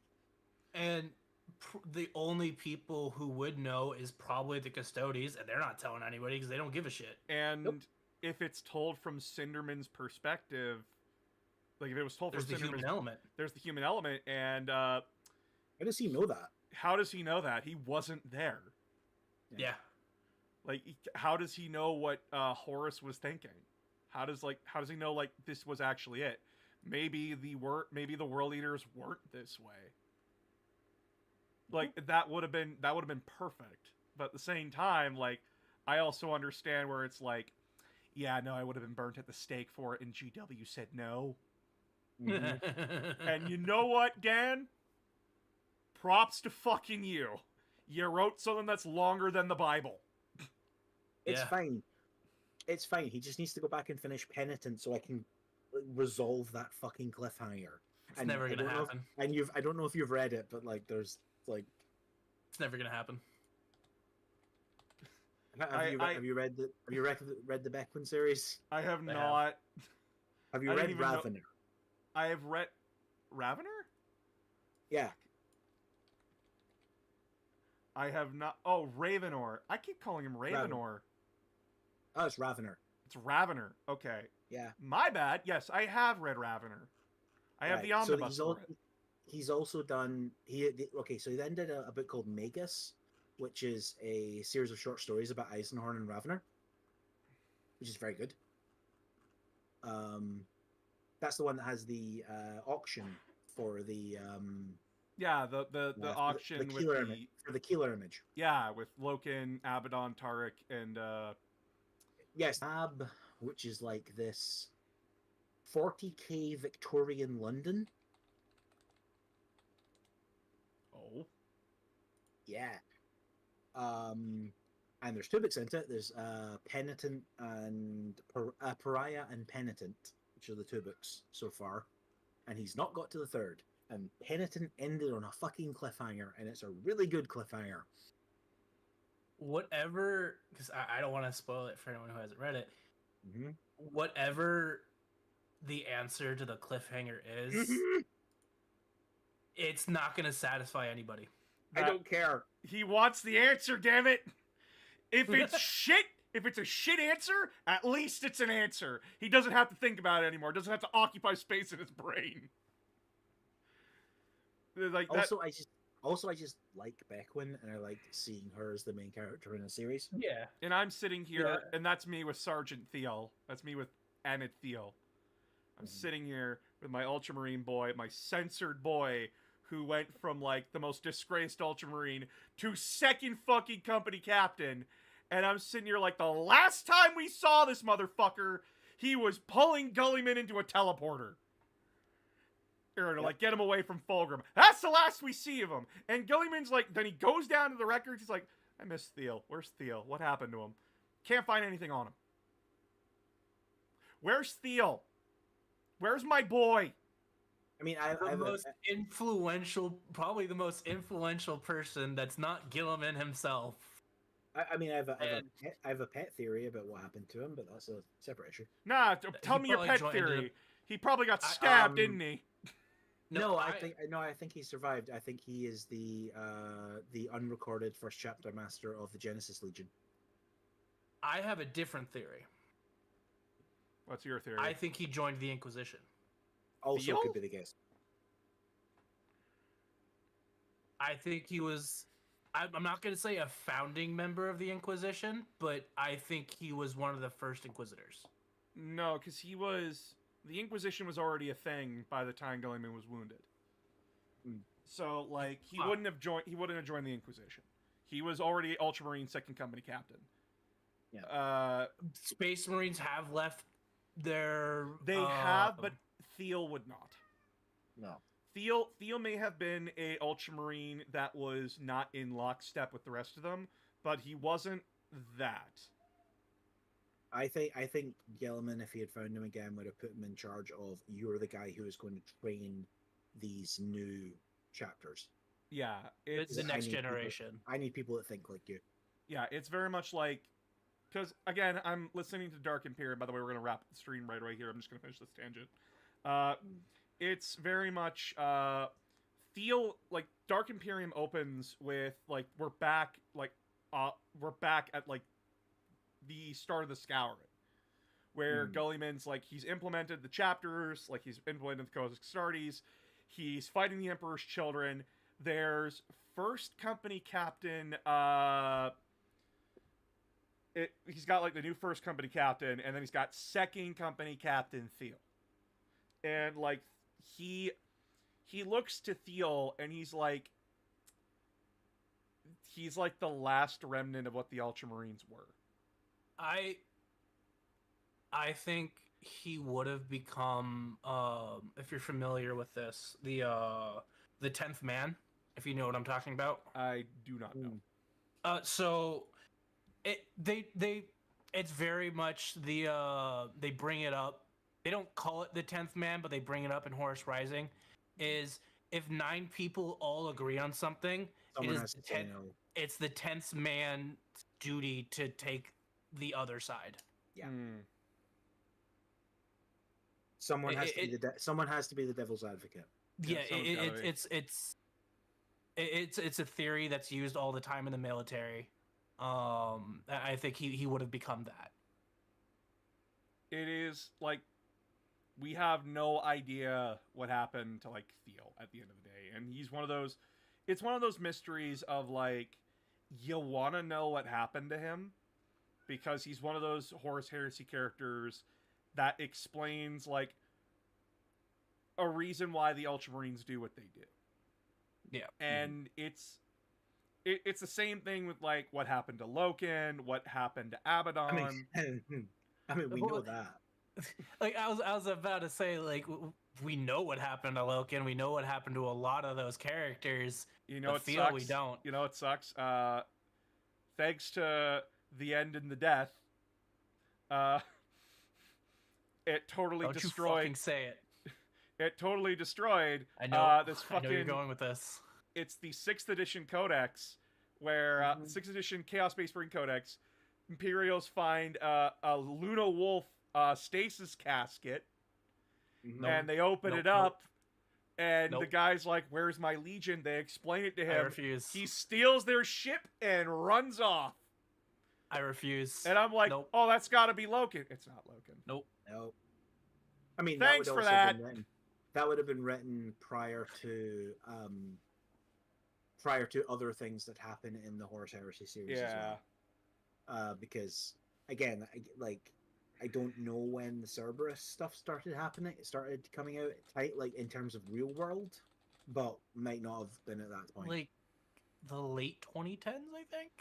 It was written in the Chaos Codex for 6th edition came out in October of 2012. Yeah, so like they might not have even introduced Cerberus. The Knights Errant story that introduces Cerberus as a character might not have actually come out yet. Yeah, I'm looking for it right now. Garo Legion of One, because that's the book. It came out literally a year before. Yeah. So like Cerberus was a thing by that time. Okay. So. Okay. Thank you, Lexicanum. I love you. Because that's the thing as well, is that people forget, is that a lot of this is like, well, why is this like this? It's like because that hadn't been written yet. But this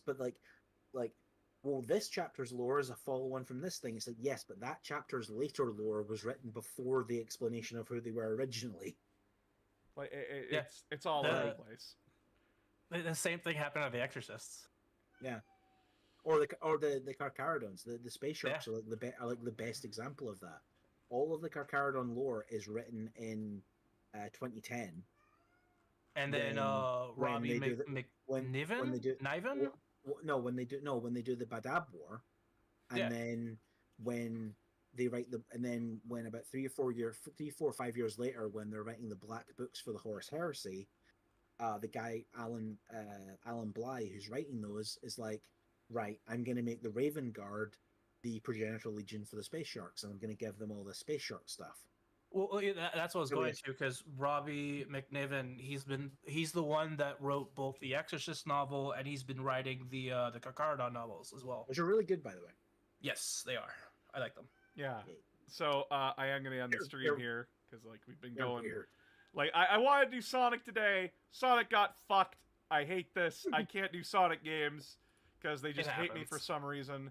To be clear, Sonic did not get fucked in a DeviantArt kind of way. Yeah, he didn't No. get fucked in a DeviantArt kind of way. It fucked.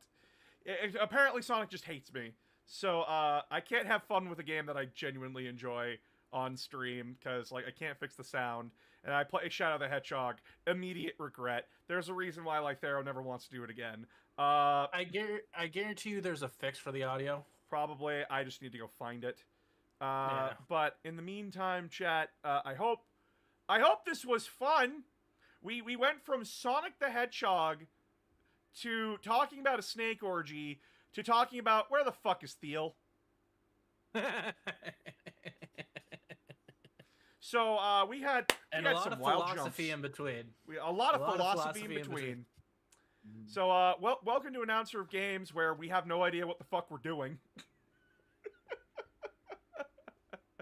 Standard boss stream had plenty of fun. I'm glad. I genuinely enjoy talking to I genuinely enjoy like having Will and TCOM on and like any others that like come in and we talk like 40k. I genuinely enjoy this. Like I was trying to end the stream at 3 hours, but then I'm just like, nah, I'm too deep in this sauce. I want to continue. Even though Will should probably be in bed. Oh, I know I definitely should be in bed. Yeah, and I need to like get food in me, so it was quite enjoyable to listen to while I build a kill team. Nice. But yeah, so I will talk to you all tomorrow. I'll probably play some like Dawn of War 3 as we talk more Warhammer or something like that, just to torture myself a little bit more because I know nothing but pain. But until next time, chat, I will talk to you all tomorrow. Good night, everybody. Just wait till we get you to review Fire Warrior. I will fucking hurt somebody.